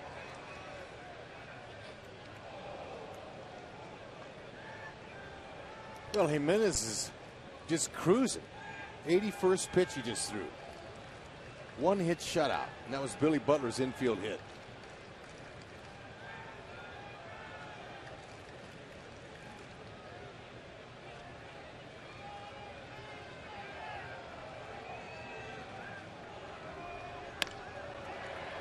And caught by Kipnis. That's the 2nd time that Escobar has hit it hard, but out.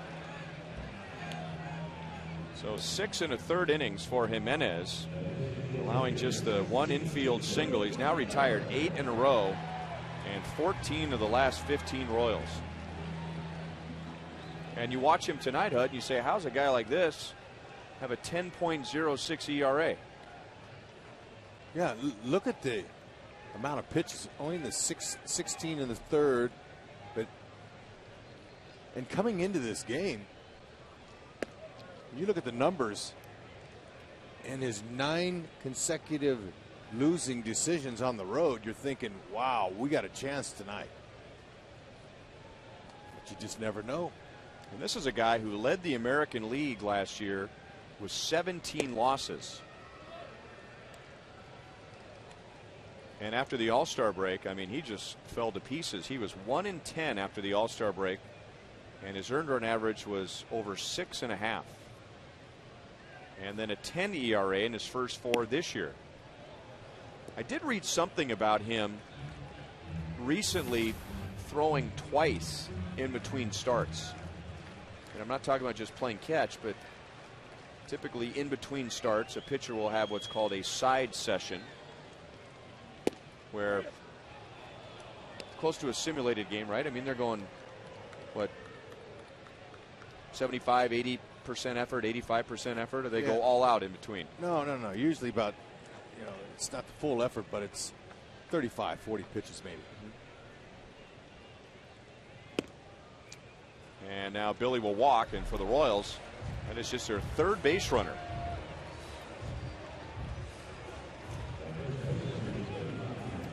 Remember to subscribe to MLB.tv. You'll watch every out-of-market game live online in HD. Features include choice of home and away broadcast, DVR functionality, and multi-game viewing. Visit MLB.tv to order and join the millions of fans already watching games. So I had mentioned that he hadn't pitched in 8 days, and oftentimes that's a bad thing for a pitcher that relies as much on movement as he does power. But those 2 side sessions, enough, and it just seems so counterintuitive for any athlete at this level to want to have some fatigue. But with the sinker ball pitchers, they're better off having a little more fatigue than feeling strong. Well, big key for him has always been his shoulder. He says, he has issues flying open with all of his arms and legs moving. His shoulder, sometimes he says it will get way out of whack, and that leaves my ball up and away. And with that movement, it's hard to control it. But he's coming straight down over the top tonight. He's smooth, confident. Looks like he's never had any issues.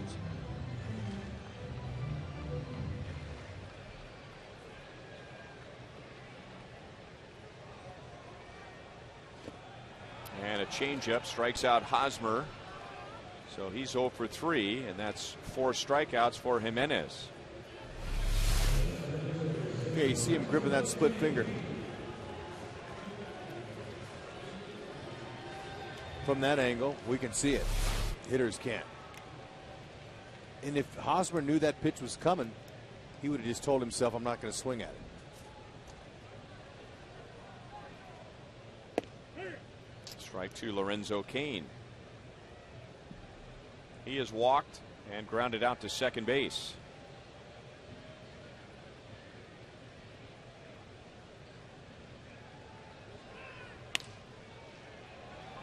Aviles backhands, throws to second for the force on Butler, and that's the inning. 7 shutout innings for Jimenez with fewer than 100 pitches. And the Indians are way out in front, 8-0.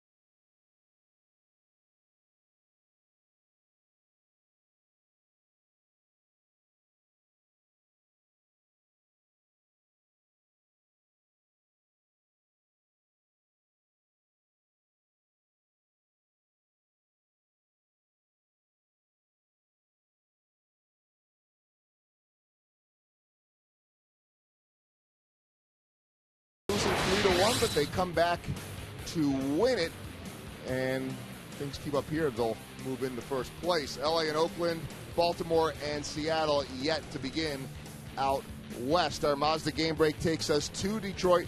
3-1. Mike Pelfrey, Prince Fielder say goodbye. That's the 6th on the year for Big Prince. That is the difference in the game. 4-3 is the final. 25 RBIs on the season for Prince. Guess that puts him in a tie with John Buck at 25, guys.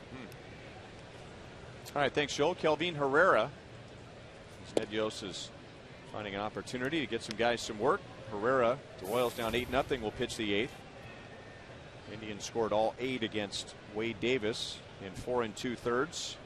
Luke Hochevar, an inning and a third scoreless. Crow, a scoreless 7th. And now Herrera, 1-1 against Ryan Raburn. And Raburn turned a 5-0 game into an 8-0 game with a 3-run home run in the 5th. His first home run of the year. And he's 3 for 3 tonight. 2 balls and 1 strike.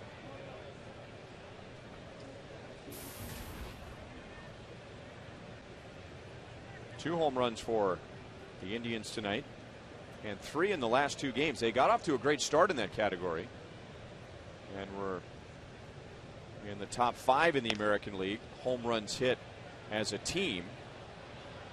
That'll drop foul, but had just 1 home run in their last 5.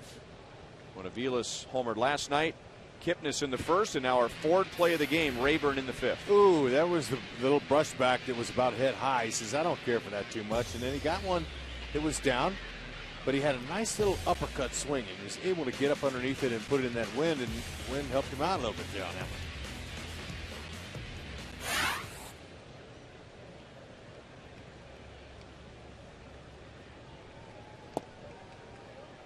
Three and two.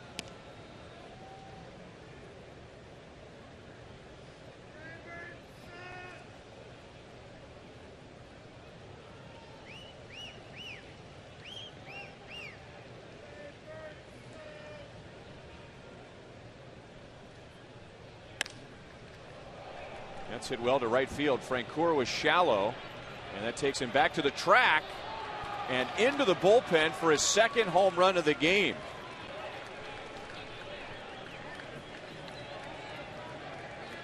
Now, if you go by the flags, and of course, once a wind gets in the stadium, it can swirl, but if you go by the flags, that ball was hit into a crosswind, and he still muscled it into the bullpen. Oh, man, I'm telling you. I'm not so sure the wind helped him on that, because he let the ball travel deep towards Salvi's glove and then put his A swing on it and got up underneath it, and it cleared by plenty. Have a day. And Getz goes up and takes a hit away from Chisenhall. 1 down. That, by the way, is the 5th home run allowed by Kelvin Herrera. So he's given up more home runs than he did last year. And last year, it was in 84 1/3 innings. Only gave up 4 home runs. Well, I think they're sitting on that fastball a little bit more. Second time around, a little bit different story. Lots of times.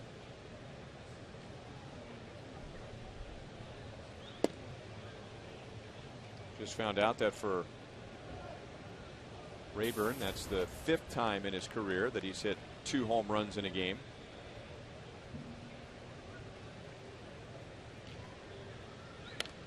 Drew Stubbs, interesting.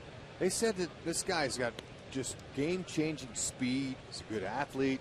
So I got to talk to him before batting practice the other day, and I said, who did they compare you with when you came up, or when you first started? He said Rocco Baldelli, because of the size. You know, he's a tall kid. He's lean, good speed, good athlete. And then I said, who's the modern day player that you think that you would like to become like? And he said Adam Jones, center fielder for the Orioles. Rocco Baldelli. Boy, he was on his way to being a star, wasn't he? Oh, man. Until mitochondrial abnormalities sunk in, and he was having some difficulty with his health. And what kind of sapped the strength from Yeah. his legs, right? Right. It's a condition that affects the muscles, and he couldn't shake it. Retired at 29. Cracked his bat, and Escobar will throw him out just barely. So there's an example of his speed. And if you're going on comparisons, Hud, you take that a little bit deeper. If Stubbs was compared to Baldelli, Baldelli was compared to Joe DiMaggio. If you combined everything he could do, he could hit for power, he could hit for average, he could run. He was an excellent defensive player. And he was Italian. Rocco Baldelli is an Italian name? Last I checked. But too bad. Yeah. And you just never know. I mean, gosh, injuries, they've taken a lot of guys' careers and shortened them. You just never know when it's going to pop up. Brantley's had a good game. 2 doubles, 2 runs scored, and a single.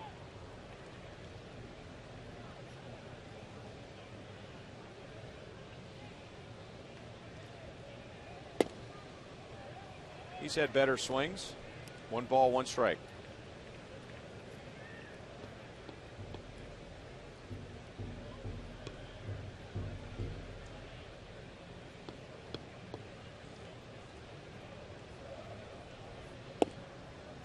One and 2. Well, we've seen a lot of bad swings off of Herrera. Pitches that he throws, that changeup and fastball, the difference in miles per hour is about 10, 11 miles an hour, and it's really hard to hit. Brantley strikes out. Changeup at 86. RABURN hits his 2nd home run of the game. And as we head to the bottom of the 8th, now Cleveland leads 9-0.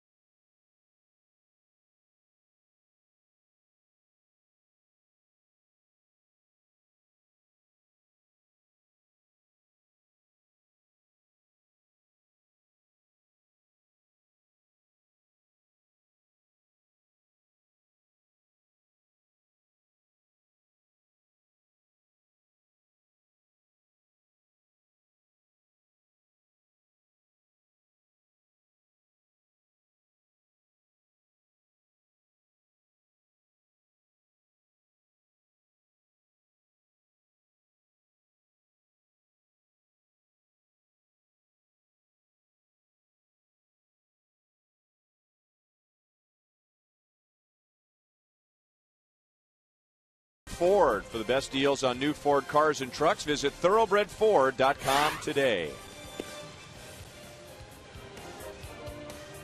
No runs, 1 hit for the Royals against Ubaldo Jimenez.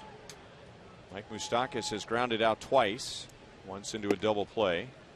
He's ahead in the count 2-0. So getting Moose to swing with that split finger. Probably won't give it to him here. Come at him with a fastball.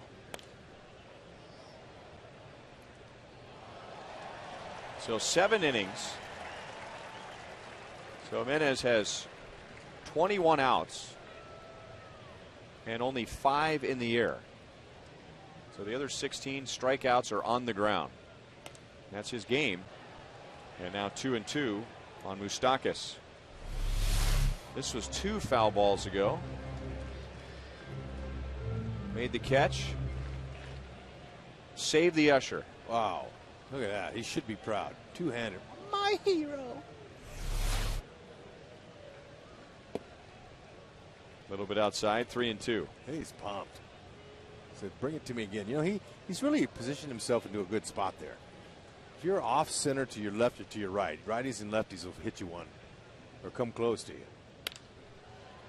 Slash foul.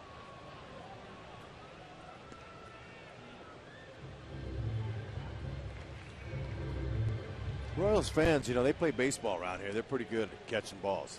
You know, we've talked about that before. Some ballparks and some, you know, in different parts of the country and even Canada. Hit well to center, and that sails over Stubbs' head. And Mike Moustakas has a leadoff double. Oh, there's a little Moose love. Too bad he couldn't got up underneath that one. That's right down the middle saying hit me at 93, and Moose did with a nice short quick swing. Took his hands back just a little so he loaded up nice. Was short to the ball. And he's off. Away, Moose. It's only the second hit for the Royals tonight. Ball one to Frank Coeur, who is 0 for 2.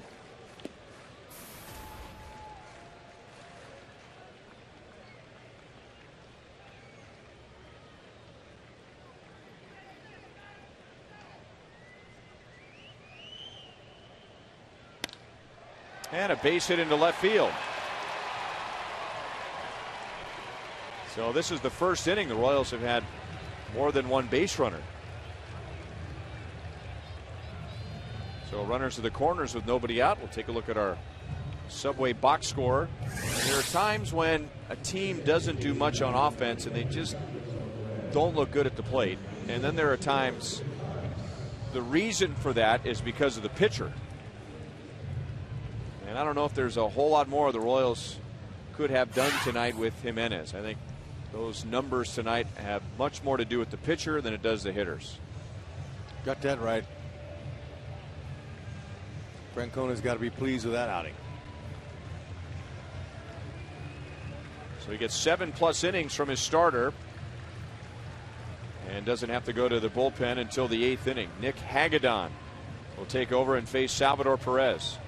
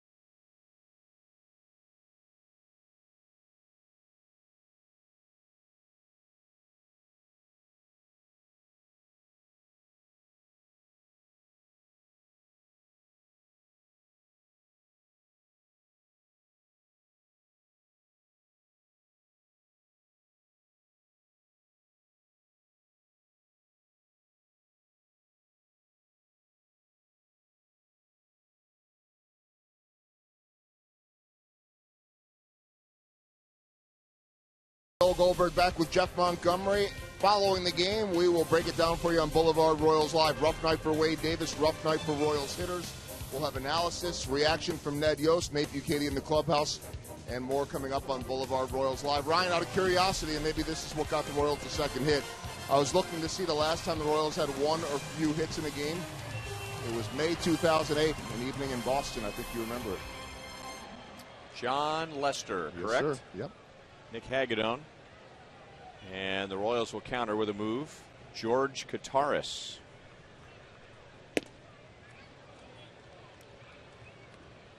So a chance to get Kataris a plate appearance. Salvador Perez was 0 for 2. That's what he's done in his career as a pinch hitter. He is 2 out of 8 with the Royals this season with a home run. 1-1. He's going to see a straight over the top lefty in Hagedorn. Fastball mid-90s, good slider. Occasional change-ups to righties.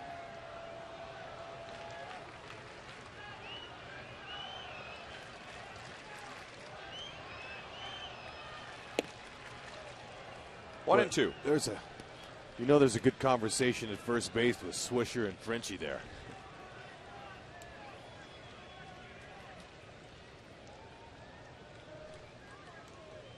I don't think anybody has more fun for the Indians, and nobody has more fun for the Royals than those two standing over by first base. 2-2. I'd agree with you. They get it.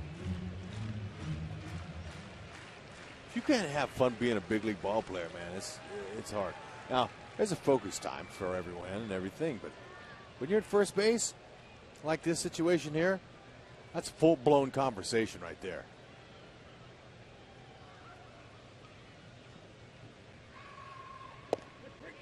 Over the corner, and Kataris knew it. He strikes out. And now Ned's going to go to the bench again and bring Elliott Johnson to the plate. Yeah, 9-0. He's going to get some guys some at-bats.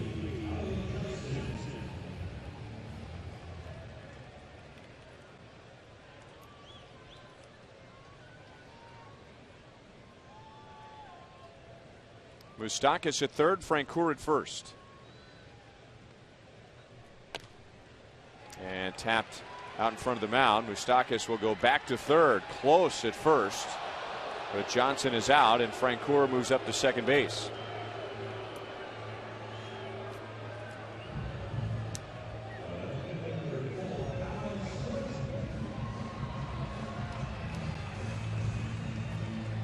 Moose thought about coming home on that, but he decided, I don't think so.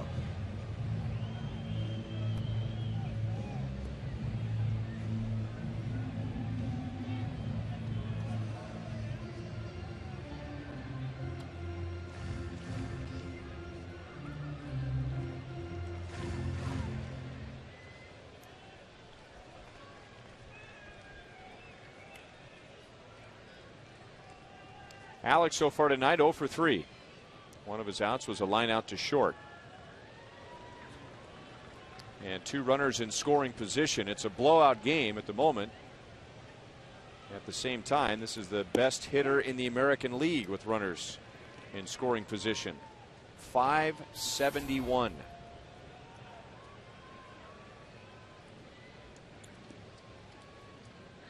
You can almost envision him stroking a clean single to left field, left center field. He's got a nice approach. He's opened up. He's off the plate. Front foot open a little. They want to try to come inside. And it drifted out over, and he likes him there.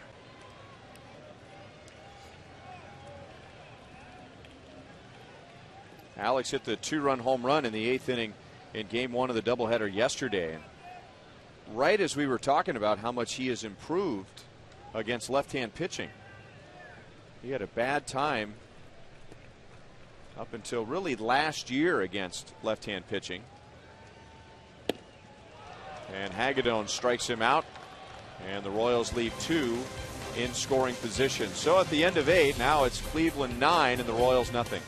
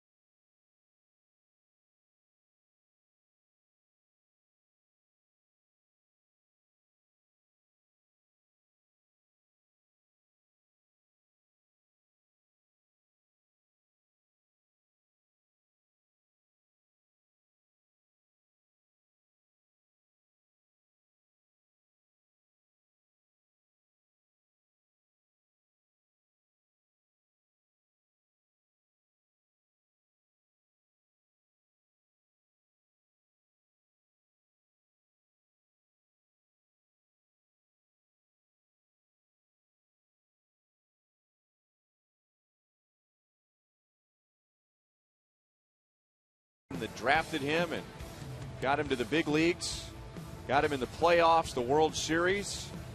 He'll start game 1 with the Tampa Bay Rays tomorrow. 7:10 first pitch. Can't make it out to the ballpark. Hy-Vee Royals Live begins at 6:30, and you got a chance to talk to James Shields today, and we'll be hearing that interview tomorrow. Yep, had to get his thoughts. And you know, it's his team. He's got the only World Series win in their history. Beat the Phillies in Philly. George Kataris will be back at the plate as the Indians come up in the 9th inning. And Elliott Johnson will stay in at second base. And one other change. Tim Collins will take over on the mound.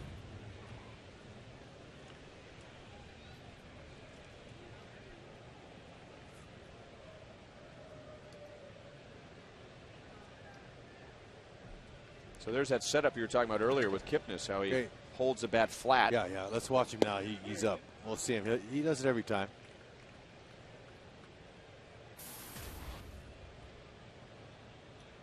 He says he likes to feel the bat in his hand. Feel the weight, the balance. Every guy has their own little thing. Some are more obvious than others.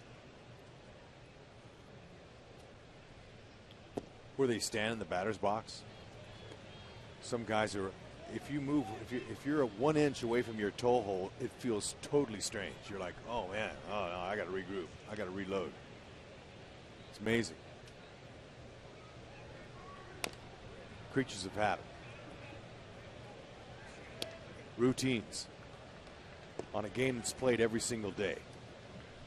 4 at-bats a game. Most guys, as starters.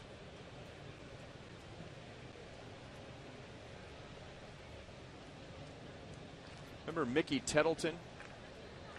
I do remember Mickey. Mickey. He used to he stood straight up, but he used to kind of hold the bat. He did. Back like that. I remember Mickey. Up the left field line. Alex over the line and makes the play on Kipnis. Here's a preview of some of that Rex Hudler James Shields interview you can see tomorrow on Hy-Vee Royals Live. This is about facing his former I team. I got some really good friends over there. You know, I'm sure I'll go hang out with them for a little bit. You know, but as far as game time goes, it's you know, I feel like I'm a warrior out there, and you know, I'm gonna go try to beat him up. Well, there you go. You know, he said warrior and try and beat him up, and what we've seen from James Shields since joining the Royals, a way to describe him that keeps popping into my head. I mean, he's a fighter out there. I mean, some guys have difficulty channeling that kind of passion and energy and fire, but he's able to use it to his advantage. Yeah, you know, and he's going to be facing some of his friends. And they're friends off the field, but of course they're not on. And, you know, I asked him too, hey, look, I faced a lot of my buddies, my friends that were on the mound. And there was some times that I might do a little gesture or something that would make him laugh or crack him up a little bit. And some it worked and some didn't. And I would tell myself, oh, okay, all right, it's game on then, let's go. And other guys that would smile or step off the back of the mound and kind of regroup, I liked that. I was like, all right, I got to him. But James said he'll have his scowl.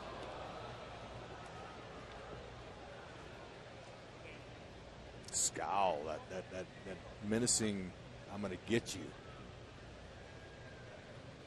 Body language is everything. That's a premium language spoken, and hitters read it.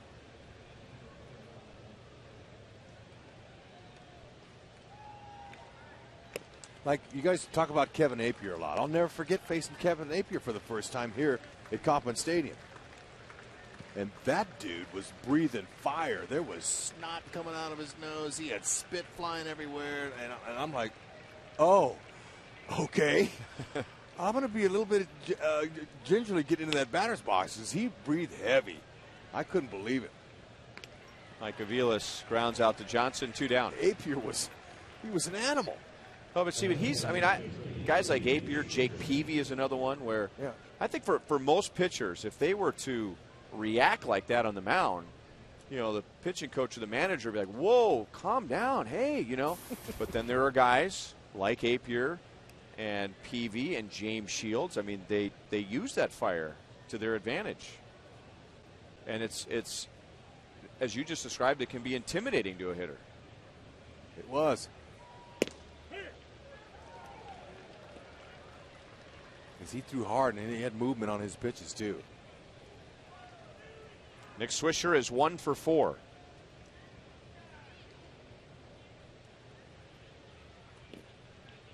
One ball, one strike from Tim Collins. Indians scored 8 off of Davis and 1 off of Herrera. They've hit 3 home runs tonight, accounting for 5 of their 9 runs. Big inning for the Indians was a 6-run 5th inning.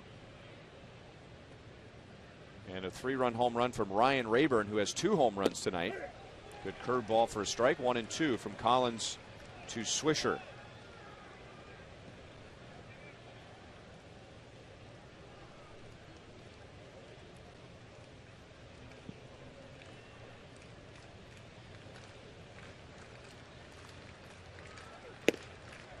Just missed. 2 and 2. So the Royals continue their homestand tomorrow with the Rays. 3 with Tampa Bay, and the next weekend 3 with Chicago. And it has been a long road trip for the Indians. Not much unlike the Royals' last road trip. A couple postponements, and they're heading home for a 10-game homestand. You know, the Royals, they've lost a couple of games to weather. They've had 3 postponements altogether, and they've made up 2 already. The Indians have lost 4 games to weather already, including 2 on this trip. And on their next road trip, there's an off day in Philadelphia. They're going to go home in the middle of their road trip to play a doubleheader against the Yankees and go back out on the road again. Back to Collins. So Swisher is an easy out, and Collins gets the Indians in order in the top of the 9th.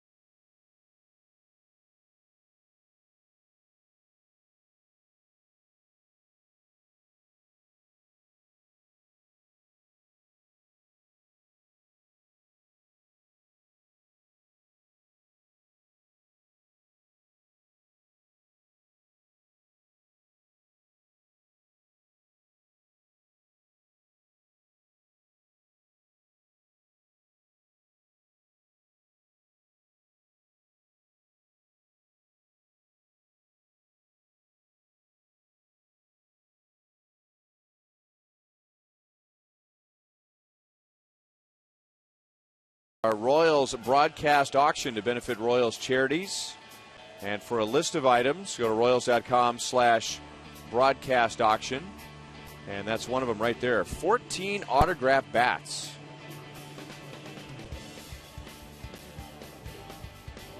It's going to be a lot of fun, as it is every year. It's our 4th annual Royals broadcast auction. Get a chance to watch the game, and we'll have several appearances from rivals out in right field with updates on the bidding. So Wade, there's some pitchers' bats in there. I saw Wade Davis. I saw James Shields that had a bat in there. Okay. Look at there. All the starters in there. Field of Dreams. The lineup of bats. The broadcast experience. You know, we get bring people up here. They get to see the radio side. You get to hang with the Hall of Famer Denny Matthews, and we're going to show you. You can even go into the truck outside the ballpark out there and see how they do it, call replays, and You know, it truly is a broadcasting experience. If you have a young person that's interested in broadcasting in their future, or journalism, or any type of television work, it'd be something they would love. So, you know, we take it for granted because we see it all the time, but going out there to that truck, they've got 10 guys, 15 guys in that truck, and it's a real small area, but they got all these TV screens and all these electrical wires and stuff and the components, and these guys that are brilliant that are inside there running it. Air conditioned, it's cool in there to keep all those electronics working and operating. That's a heck of a sales pitch. That's the truth. That puts an end to Alcides Escobar's 9-game hitting streak as Cody Allen throws him out. How about dinner with George Brett? On location. Yeah. In years past, it's always been here at the ballpark in a suite, but this time you're going to go out in the town. Ooh.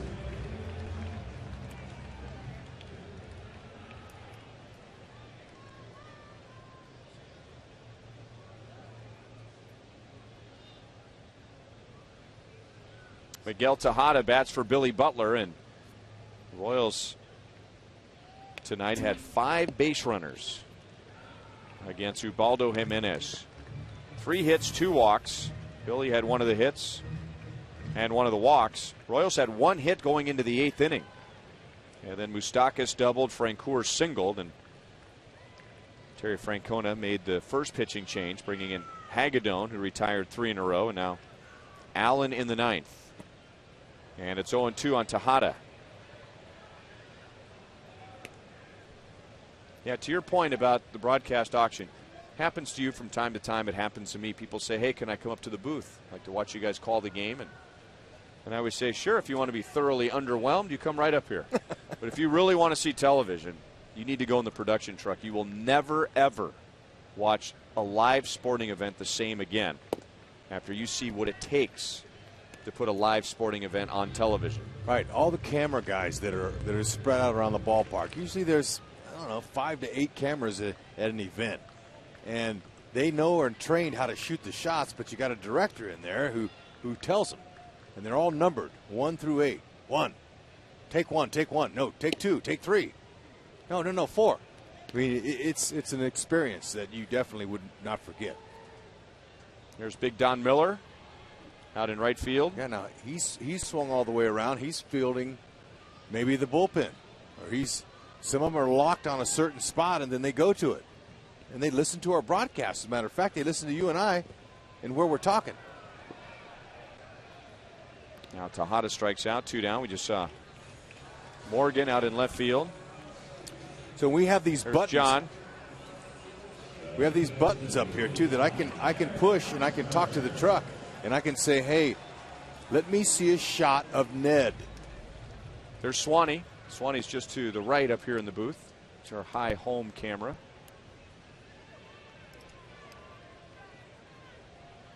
Okay, instead of pushing the talkback button that they hear me in the truck, I'm going to just say it out loud. Could you please show me Ned? Bam. Look at that. Yep, so we have a box here, as Hud said. It's talkback, so we can talk to the guys in the truck. You don't hear it over the air, but if we're thinking ahead, maybe we want to tell a story about Rusty Kuntz. Right. So we let them know ahead of time. Hey, can you give me a shot of Rusty? How about Terry Francona, please? I got something I want to talk about him. Got Terry Francona, please. Okay, they give you the best shot available that they have.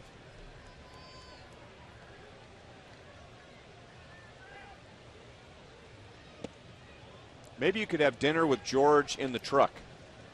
Could we combine those two? No food or drinks allowed in the truck. Oh, okay. Yeah, because if you spill, then it's big problems for their electronics in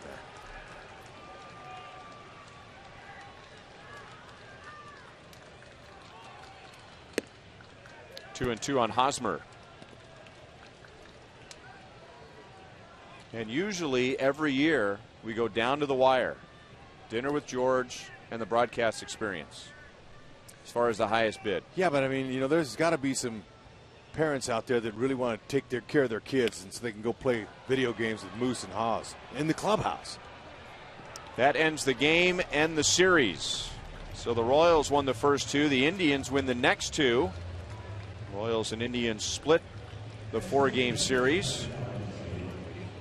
And in game 2, the Royals won 9-0. And now the Indians get the Royals back and they win the finale 9-0. So Terry Francona and the Indians finish their long road trip at 5-4. Now they head home for a 10-game homestand as the Royals now look ahead and begin a 3-game series with the Tampa Bay Rays. And we'll preview that when we come back.